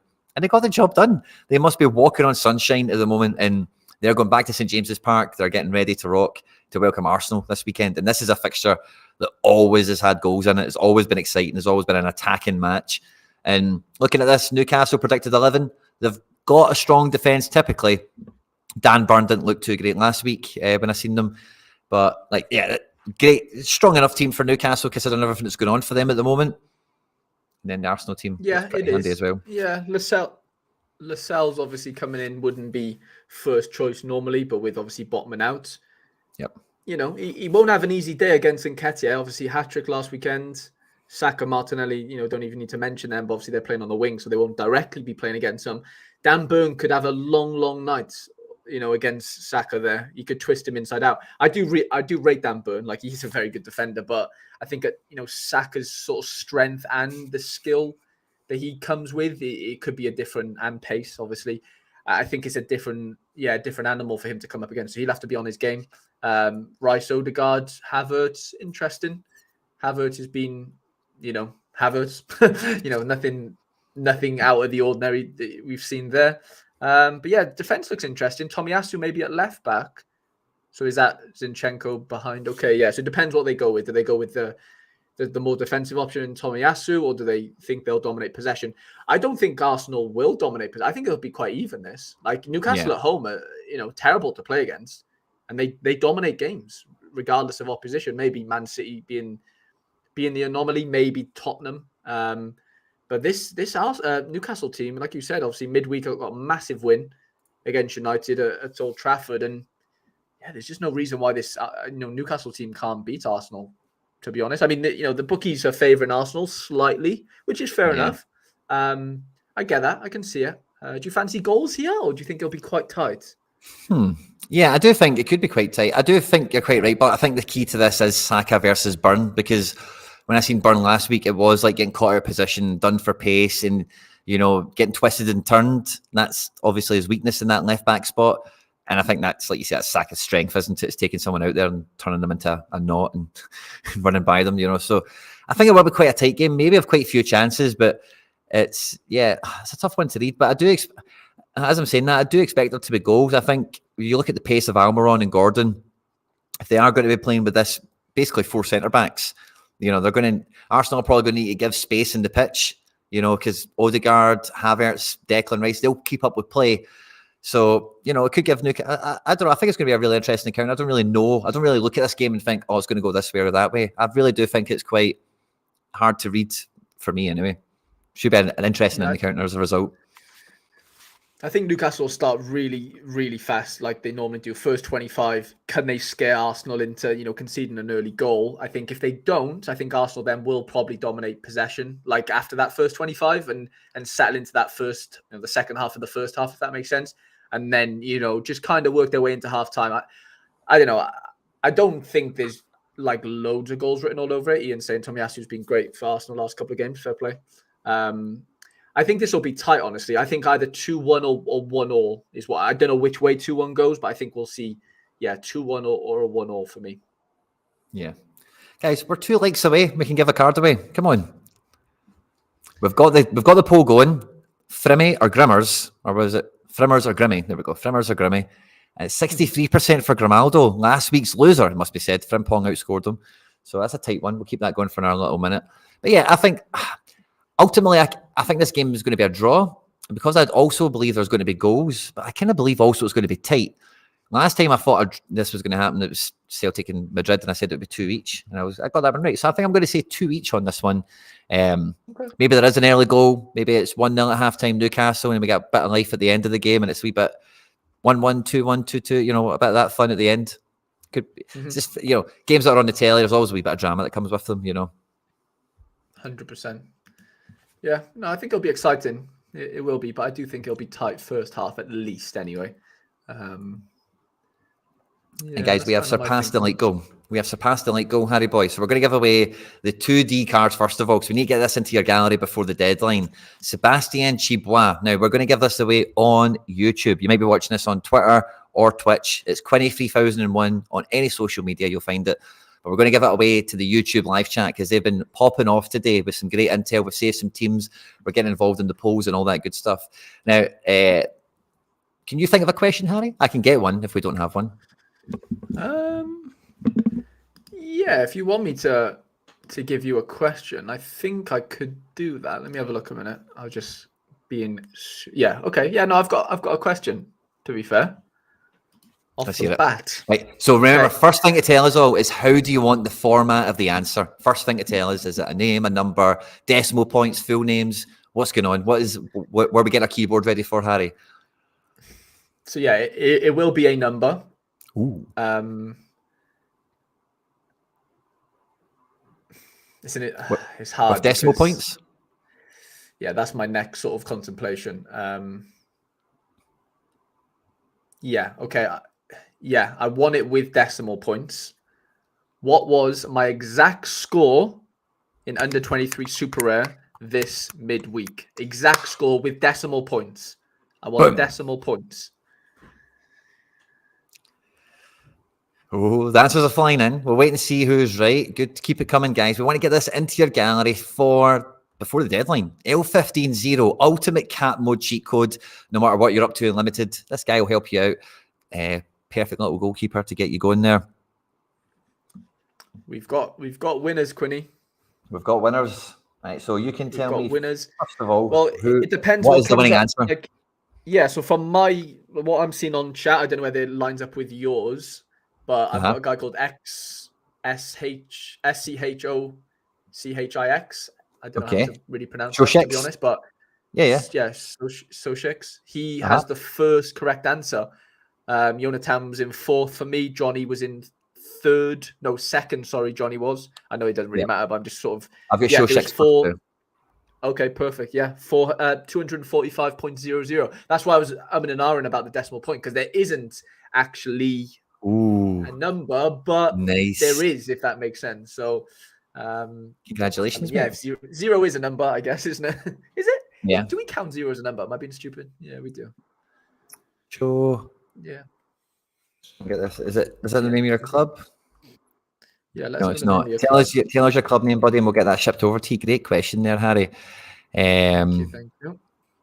Let's go. Now, we've got 2 more cards to give away. Okay, so we've got an XP Cat Mode option that Hendo's donated, and I've got a Coco Tolisso to give away. And we're going to have a wee look at Nico's no bullshit tweet that we were alerted to earlier. So we'll check on that. But Harry boy, we've got less than half an hour to the deadline. We want to get that Cibois given out to someone. There we go. Let's Play Sorare. What a lovely name for a club. So let me load that up. Well, I'm going to give this away, Harry boy. Do you want to show us what you're locking and loading for the weekend? Yeah, kind of. I'm in the process, of building some teams again, because I've just had news that Hansen might be playing. So I'm just doing my super rare teams again, basically. That's all. So Cap 240 is it's going to need a little rejig. Interesting one. Leszczuk has been playing for Dynamo, but Shunin actually played the cup game last night. But apparently Leszczuk's got the number 1 spot right now. So I'm going to stick with it and throw Leszczuk in there away to Sochi. And then I think in midfield, it's not changing too much. It just means I have a bit more leeway with my forwards. So Hansen can basically play now, is what I'm looking at here. So I just need to work something out. Excellent. That can fit 89 points into here. Yeah, sorry. I was going to say, guys, we've actually been gifted another card to give away by Matty Boy. Fist bump. Now, guys, love the generosity, but we can't give away 40 cards. So I've accepted this one. We've got another couple of cards to give away. We love the generosity. If you do want to donate a card for giveaway, feel free. Obviously, never hesitate. But we are close to the deadline. I don't want this to become a giveaway stream. So I really appreciate that, Matty. And I've took this one in because I think he's probably playing this week, and we can probably dish him out to someone. He is playing this week. And his name is Ivan Ordets, who some of you guys might remember from being a very prolific player in Russia. He's pretty good in the Bundesliga too, it looks like. Not amazing. He's at a pretty bad team, and he's asked to do a lot of defending. We'll give this one away really quickly right now in the live chat. I'll ask you all a question. Easy peasy. Just let me go and find out what the right answer is, and then I'll ask you. It's going to be a number. Okay, so get ready, guys. It's going to be a number.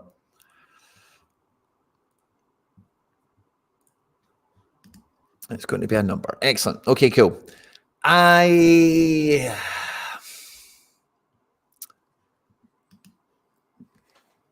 was going to do it in the midweek scores, but I don't really like the midweek scores. Okay, how about this? I recently picked up, I want a full card serial number out of 100, okay?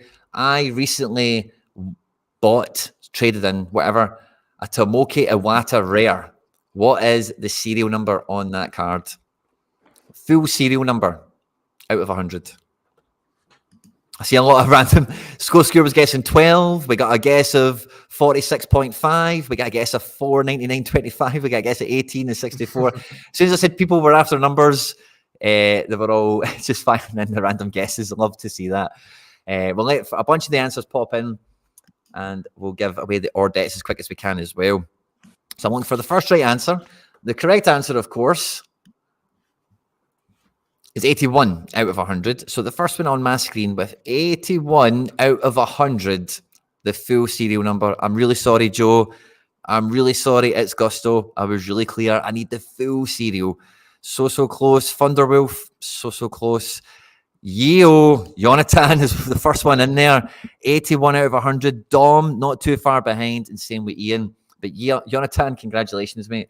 We'll get that or debts over to you, buddy. And then we've still got 2 more cards to give away, guys. So we'll give that one away sharpish. And then we've still got Coco Taliso. And we've got one from Hendo. So we'll give them away in a wee moment. We'll get this over to Jonathan. It was the Ordettes, wasn't it? Ordettes. Oh, no, sorry. What am I doing? Trade. Congratulations, Jonathan. And guys, we've got 2 more cards to give away. Boom. Ordettes, off he goes. That's a playing goalkeeper and a playing centre-back we've gave away for this weekend. So that's pretty good going. Loving that, guys. But at 75 likes, we've got way more viewers than we did earlier on, guys. Could we get to 100 likes? You'd send me and Harry off into the weekend with maximum luck, minimum DMPs, and Harry with his Mr. Midweek Madness tonight. We need to send him into the deadline with as much luck as possible, guys. We're at 75. Can we get to 100? Make it so, guys. Come on. If you're on Twitter, Twitch, do whatever you do over there as well. Like, share, retweet, whatever. All that good stuff. And okay, cool. Let me see. Gutso, I'm really sorry, mate. Ordettes is a serious muscle injury, I'm pretty sure at the moment. Oh, well, maybe he won't be using Ordettes this game week, but nice donation all the same. But Harry Boy, you were showing us some superior teams, so I just wanted to get that given away before the deadline in case anyone wants to use that. Yeah. No, I've not. I'm kind of just getting some stuff done behind the scenes here just to get my teams lined up, and then we can. I haven't even done my academy lineup, to be fair, but yeah, show us what you got cooking. I'll show you my teams. I'm going with the same team that let me down midweek, and I'm playing them again at the weekend in All-Star, and going for it, basically. Celtic against County, just roll with the punches, whatever happens, and it's all on that one team. 73 rated on the lineup thing, or 72, one of those numbers, right? And the strongest possible All-Star team that the lineup builder would spit me out is 76. So minorly suboptimal, right?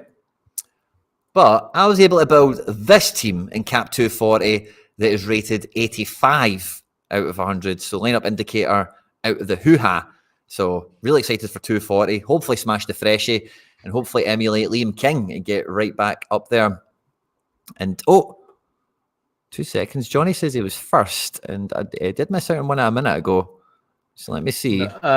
Harry, you said I was as in like for my question, if that makes sense. Oh, is that for yours? Oh, sorry. Yeah, Johnny came in second. Johnny came in second for my question. And then for champ, Edward against Burnley. We're hoping to see that decisive happen. And then, Betis at home to Mallorca, Captain Roca, bring it on. Let's hope he gets a 70. And then, Osasuna away, Lazio for Bologna. Meh kind of games. But where I'm really excited, Harry, this week is under 23 rare. We've got Wirtz, we've got O'Reilly, we've got Guardiola, we've got Ruben. Amazing fixtures overall. And Rodrigo. All 5 of these guys have featured in the show today as having like good matches individually. So I've captained Wirtz. I went with him because I just think that Hoffenheim game could be multi-decisive, and that normally spells 100. So I've went with that. Great lineup. I like that. 240, a wee bit of fun. Tanaka is back at FC Barcelona. They delivered a reward last weekend. He's got 270 scores on the bounce. And we're loving seeing Ao Tanaka back in form. I'm also pretty excited, Harry, for Champion Euro Rare Plus. I had so many super rare mids this week. I couldn't split them. I made a video about it earlier. I don't know if you managed to catch it. If anyone hasn't yet, go and have a look at it and see what you would do. But I couldn't split any of my mids. And I've got a really competitive, I think, Champ Euro Rare Plus team as a result. Braze is playing Barca, so it's not a great game, right? But he creates chances in the final third. He does make tackles. He's influential all over the pitch. And as long as he doesn't get booked or sent off, I'm confident he can get 15, 18 AA. And if he can get that decisive, then we're going to get out of him what we need, hopefully. McGinn, Aston Villa had no midweek game for the first time since time began, it feels like. So they've had the week off. And McGinn is in amazing form. They're away to Forest. And you might be thinking, Quinny, why have you not put McGinn in a better team? For me, I just think Forest are probably quite strong opposition versus, like, I've got Girona versus Osasuna. Osasuna are in terrible form if you go and look at it. Mallorca, very bad form, very bad away from home. So there's some very tough decisions here, that weren't made lightly. But with Savio up front, Christian Romero and Oblak, that's a team that, I think's got a handy chance of being good. And then All-star rare, we're going with a kind of Celtic spine, Harry. We've got Hart and Scales as defence and goalkeeper with Kyogo up front. And then we're going for power midfield with Ryan Gauld and captain Bernardo Silva. So this team is, like if Man City kill Bournemouth, if Gauld does his thing, and then Celtic can get the clean sheet, Kyogo gets his decisive, then again, really excited for that. And then for the Community Managers World Cup team, I'm putting a team in All-Star Unlimited. This is what it looks like. If anyone cares, I probably won't win a card, but as long as I beat whoever I'm against, that's all that matters. And then I've got so many leftovers, Harry. I don't have another goalkeeper that's playing, but I'm managing to put a 4-man team into 220 that has Starfelt and Ayer as a double defence, who are really solid at the moment. Captain Goretzka in midfield, can you believe it, in 220, with Oyarzabal on penalties up front to Barca. And just didn't have enough space. I need more goalkeepers at the club, clearly. And then it's just all academy teams thereafter, I'm sure. Yeah. So I'm actually quite excited. I've got 8 teams of strength there. And I hope that they kick ass and take some names. Let me know what you think, guys, in the comments section. How good will we do this week? Yeah, you've got some decent teams there, mate. I think I'm ready to rock and roll. Lineup-wise, under 23 Red Pro. It's kicking off tonight with Costa. Flo's got the nod in my strongest team this weekend. I think he could do some nice AA game away to Chavez. And yeah, Vinny, Caceres and Timber, hopefully. Yes, sort of kicking us on there. 240 now has had a little change. I'm gonna risk Sonjay Hansen, who didn't play last night for NEC, but apparently trained today. And I think should be hopefully ready for that Volendam game. Good fixture this weekend. And his teammate Magnus Mattsson, who is absolutely on fire right now. Like the amount of success I've had in Cap 240 has been down to having like one smasher as your captain.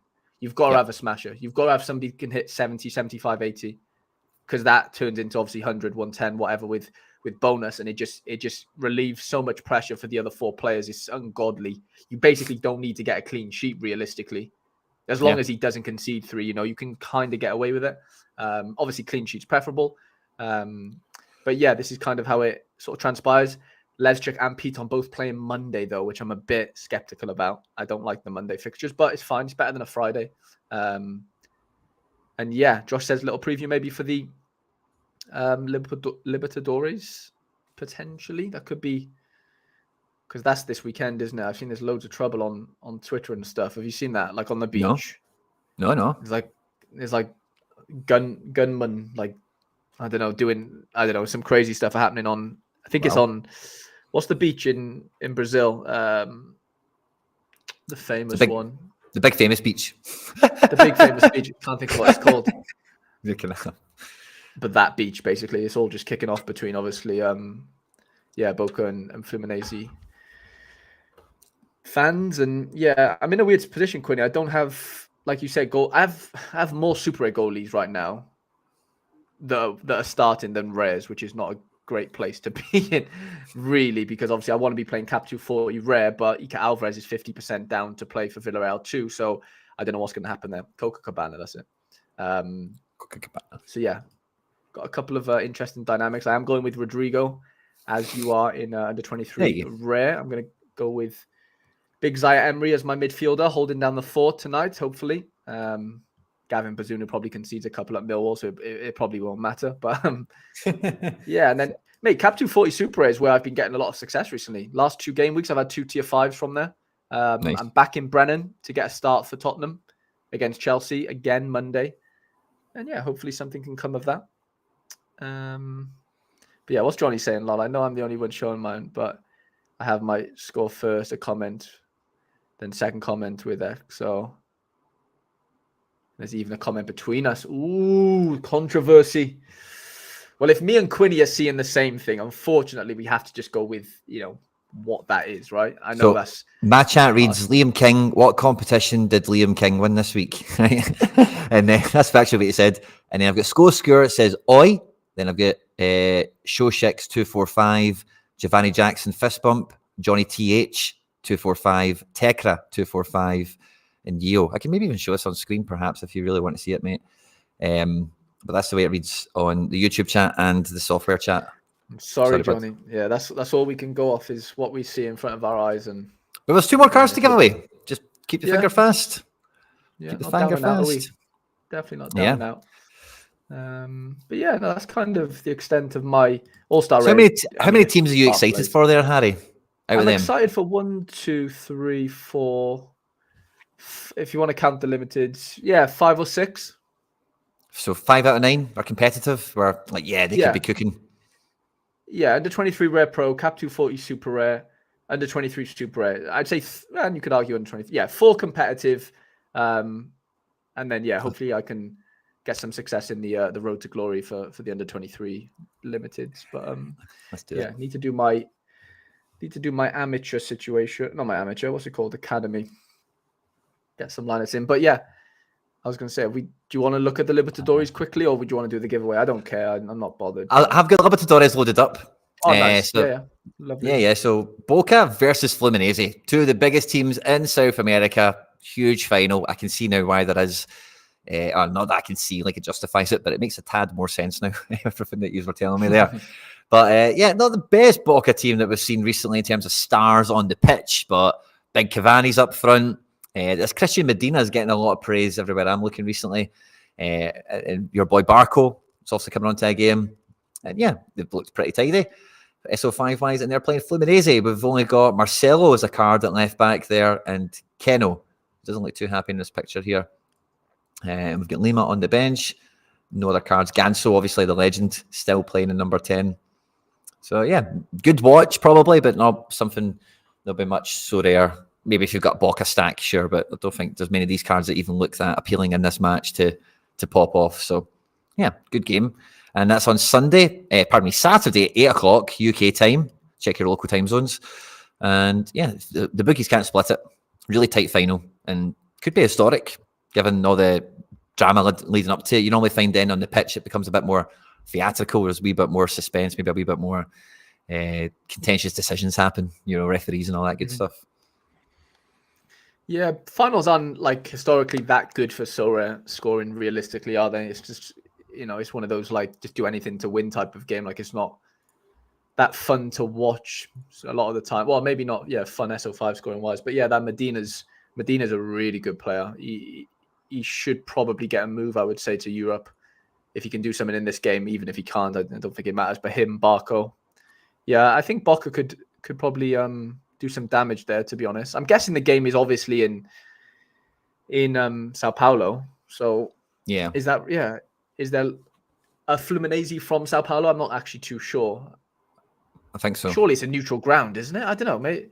So the stadium will get awarded it anyway before the tournament, and then it's just who gets to the final, isn't it? So fair enough. If it's in Sao Paulo, maybe like the Maracanã or something, which is like so the big national stadium.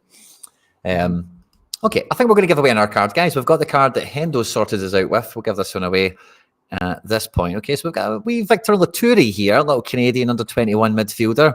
And like I say, let's be kind to him. He's a good cap 220 card maybe for someone. And I think we'll give this one away on YouTube. YouTube's popping off today, guys. Thanks very much. And how will we do this? Will we do this as a question, or I think we'll do this one as a question. It's hard to do. Yeah, it's hard to do the random generator thing, isn't it, in the chat? Because Or it is at Fluminense Stadium. Interesting. Oh, home advantage. Okay, I what's a good question for this one? We want to get this guy out rapid. 10 minutes to the deadline. Maybe somebody could use him. What is the question I want to think of? We did the Wata one already. Okay, how about this? Yeah, let's just do what I was going to do last time. 2 seconds. Okie doke. In the midweek, I scored 295 points. All I want is the number. I don't put any like grammar on the end of it. You know what I mean in a second when I ask you, but just the number. Right? Where did I finish in All-Star Rare? So if I don't want first, 1 ST. I didn't finish first, but just put 1. Don't put 1 ST or anything. Don't worry about putting the word. Just put the number. Just boom, boom, boom. Nice keyboard friendly one. No letters Where did I finish? According to Sorare data on my screen right now, where did I finish in All-Star Rare?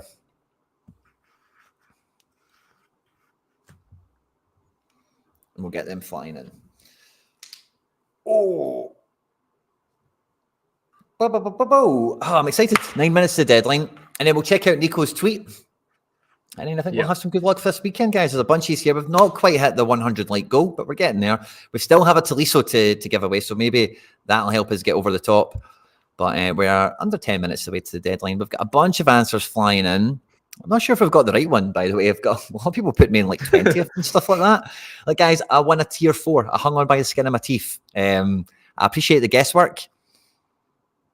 Oh, we do have a few right answers, actually. Let me see who is first.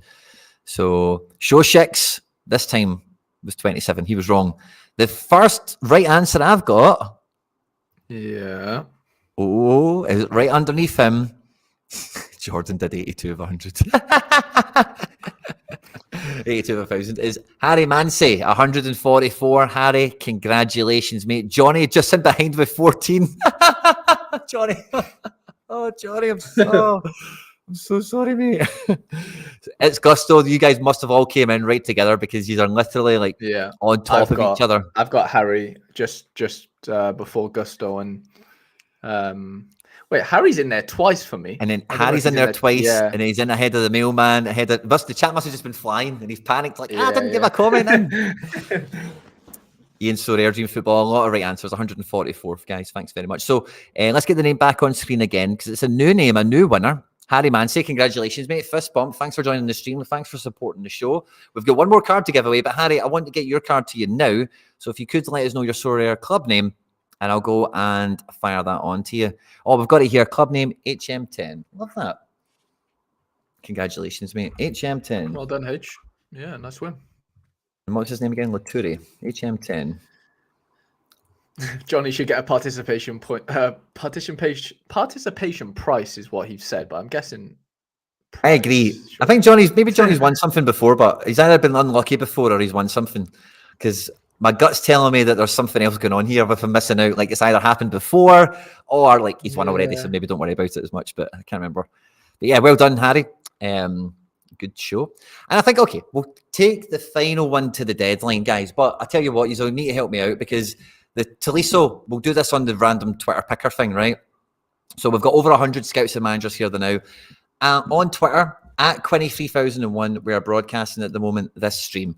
Hit the like, hit the retweet button, and I will randomly, you need to be following me as well, because that's part of the thing that I put in the settings. So be following me, like and retweet the broadcast. We'll pull up Nico's tweet. We'll go over that. And when we're done with that, we'll give away the Coco Taliso from a random retweet. Okay. So I expect some of you will need to go and open up Twitter and hit and like and retweet. Please do that. Come back, and then we'll give you the Taliso after the deadline. You can't use them this week anyway. And then, okay, cool. I've not looked at Nico's tweet. I'm pretty much set for the deadline. I don't think there's any news that's going to disturb us. He's won a card before. Okay, cool. I won a Taylor with Simply Alex. Nice. Oh, Simply Alex maybe gave away a Taylor 1 week, I think. Fantastic. Good stuff. So, or maybe you've been unlucky before. Maybe that's what it is. There's Sloth from Twitch. Good to see a wee bit of Twitch action coming in the chat now, which is good. But yeah, if we can, jump onto Twitter, hit a like and a retweet, and we will find one of these in the next 5-10 minutes, and we'll give you a Coco Taliso. But yeah, you just wanted me to have a look at Nico's tweet. The no bullshit. This is no bullshit tweet. I don't know why I did his accent like he's Polish or something. But there we go. So let's have a look. Nico Julia, the co-founder and CEO of Sorare, for any of you guys that are new around here, has had this to say. What's going on, Sorare? This is my no bullshit, transparent update on the state of Sorare, the platform we love, the platform that makes you feel like a team owner, that brings you closer to the sport you love, and that rewards you for being a super fan. I feel like he's directly speaking to me when I see that. I'm like, yeah, thanks, Nico. I'm glad you're saying that, mate.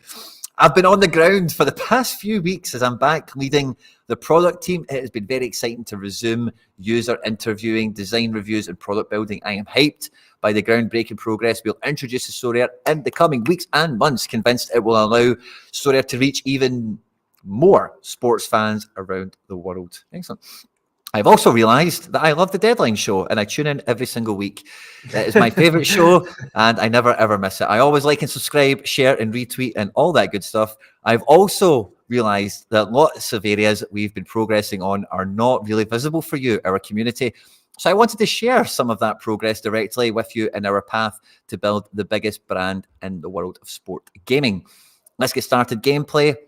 Okay, I don't think I can need to read through all of this bit by bit, but he's kind of surmising things that we've seen, things that are about to happen. So we're going to get Rivals, the mobile first stuff. They're improving the pro section of the game. Is how they're kind of defining it now. A meta progression level that reflects and rewards long-term success of our managers. So they're going to deliver that. Deliver. We're focusing on delivering this. So let's see what happens there. Okay, cool. Market, we are looking very closely at the long-term sustainability of the primary cards, secondary cards, and rewards. We build with the community and have been involving members through focus groups, interviews. We take feedback seriously and iterate fast to launch tests around this topic. You can expect more soon. It's top of mind for our leaders. Okay, cool. Mobile, since we started, we've launched stuff. This means everything used to do desktop will soon be available on mobile too. Good. So we're taking it as a very desktop first experience, isn't it? So focusing a wee bit more on that in the mobile aspect. You guys on the screen, obviously, feel free to read along with us as we go. But marketing, once we have a product that is usable on mobile, this is kind of the thing we've been waiting for a while in terms of the app. It has to be downloadable. You open the game, you can download it, put an email address and a password in, and then you can figure out comments from there. It should be pick up and go able, if that's the way you say that. And again, they seem to further emphasize that is what they're focusing on. Then you're in a great position to leverage, blah, blah, blah. This doesn't mean that we should not do better than before. We have several initiatives to improve our leadership with community creators, notably, and deliver better, more targeted marketing campaigns, whatever. Cool. Company building. I'm not too bothered about some of that stuff. You can read it if you want. It's about people and iteration, adapting, being community focused and growing. Partners, we have the best portfolio of partners in the world of sports gaming, NBA, Premier League, all that good stuff. Now the priority is to accelerate our co-marketing initiatives. This is a lot of the stuff we've seen recently, like Liverpool, when we launched those away kits. Liverpool are launching like a wee post, like look at our away kits on Sorare, or whatever else is going on. We've seen team lines getting announced with some clubs, player of the months get announced with a wee card on it, that kind of stuff, which is cool. We want that more. Sorare should be coming into the zeitgeist as like a football partner because they're partnered with all these leagues. So that's cool. Regulation. This is interesting. So let's take a pause and read this one. We're creating a new category. Sorare is not a traditional mobile or video game, given that you own your game items. You can trade them, move them. Nor is it betting. We have no bet involved. It is critical that we drive for the adoption of appropriate and balanced frameworks in the jurisdictions where we have grey legal areas. Laws that protect our community, yet do not kill the innovation. Laws that create regulation, certainty and clarity so that Web 2 gaming companies want to keep on developing Web 3 games. So there's a wee bit of the old school coming into the new world. There's a wee bit of happy middle ground that has to be sorted there. Building within the existing frameworks has been a challenge and has at times prevented us from making progress towards high-level product vision. I can imagine. Recent developments, notably in France, are promising and will allow us to further accelerate our product vision as we evolve our gameplay experience with clear guidelines. This is fantastic news for Sorare and our community. And I think this is probably one of the biggest parts that your manager playing the game won't really... Like, this is mega. Like, they will be shaping regulation around.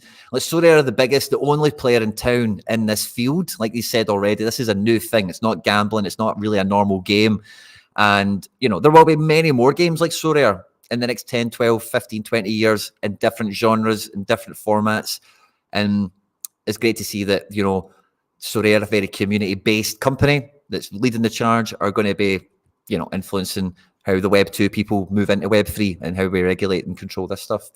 Final notes, innovation is a gradual process that then appears suddenly to the mainstream. We have not hit that point yet, but are convinced of what we are bringing to millions of sport fans is too good to be slept on. So I've always felt like when I've been here.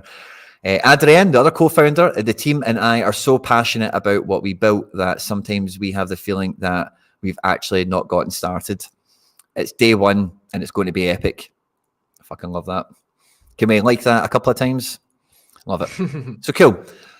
It does kind of say nothing. I kind of get what you guys were saying there. But I do think this is him getting something off his chest. He's kind of clearing out a little bit of these things have been happening. Let's just remind ourselves real quickly. There's a bit of that going on. Do you have any thoughts, Annie? Yeah, I mean, it's good that he's come out and said something quite constructive. Like, I can't really think of the last time he's come out and said something like this. So I don't know whether that's like to combat in some way, the overall negativity that's sort of, circling on average. Like, it's definitely, the boat's leaning towards negative than it, is positive, just sentiment wise. That's just not, something we can't lie about. But yeah, the fact that he's come out and said something, yeah, I think, you in every walk of life, you want leaders to step up in that sense, don't you? And sort of speak, because they're in that position for a reason. And yeah, I think it makes sense for him to come out and say something. Like, it's just, it does give us a bit of, I don't know what the word is really, reassurance maybe, in that, he is, because like you can imagine, right, he's built this company, and it kind of sounds like he kind of, as the CEO or whatever he is, like, you're not on the ground every day, but it feels like he's like back on the ground. It seems like he said something in there, didn't he? Like, I'm back with the product team. And, so like maybe not that he lost connection or lost like his vision, within the because like when you grow a company, I'm sure the more and more people that work there, it just dilutes the, the initial core ethos, doesn't it? Unfortunately, that's just how people are. People change, and it's hard to keep that going over X amount of people. But I think, yeah, it feels like he's, it feels like he's on track again. I'm not saying he lost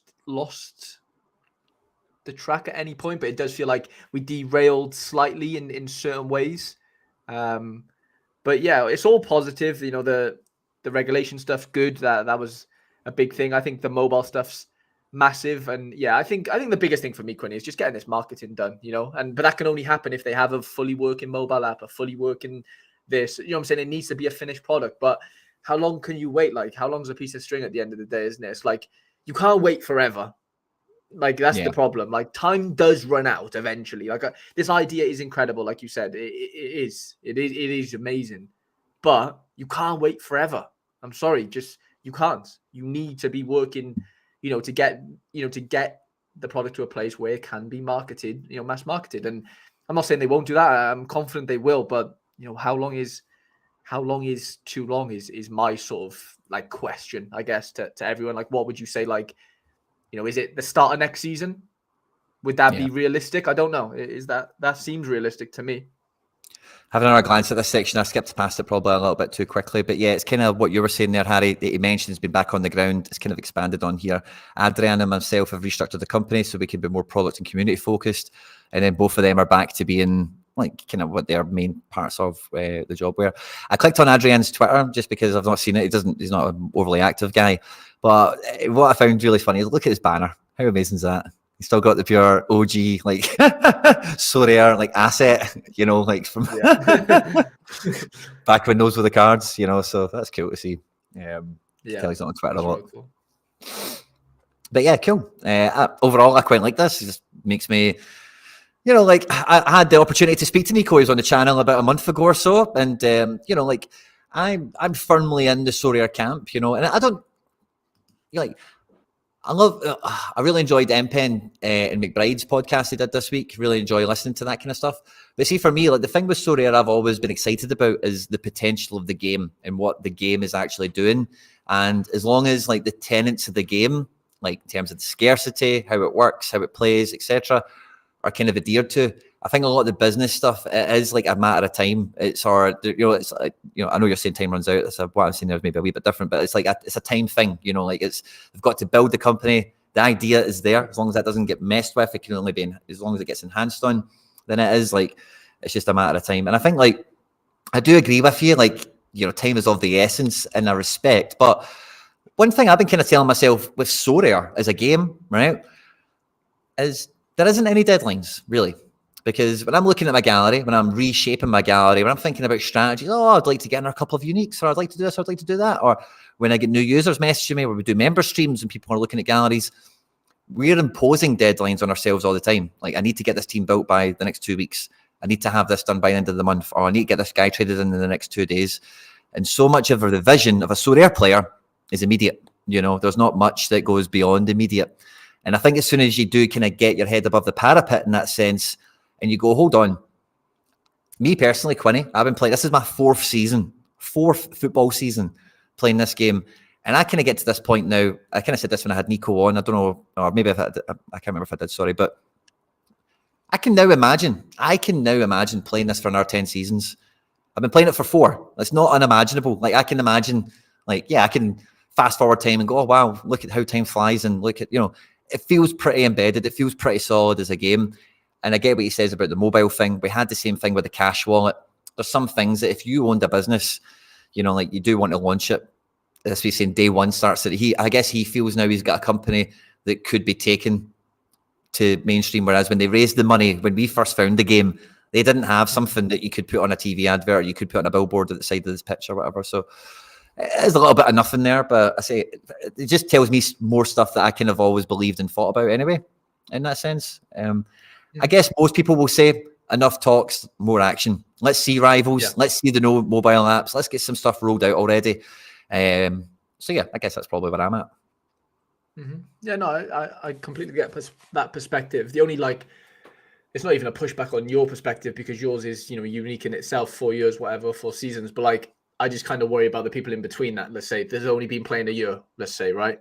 And, they joined when, limiteds were X price and now they're Y, and I can see how people in that boat might be fed up in that sense. Waiting, for them, you know what I'm saying? That's the issue. It's in a weird way, the longer you've been on here, the obvious, well, not even in a weird way, but longer you've been on here, that it should be better for you in that sense. You see a lot of that anxiety, but a lot of that anxiety is people that are after exit points, that are after, I should be able to sell my best card in my gallery and it should wash the face of the gallery. That's a lot of those people. They've got an imposed deadline in their mind, I believe, and they're like, I was planning on cashing out this before Christmas, or I was planning on selling my goalkeeper, or I was planning on.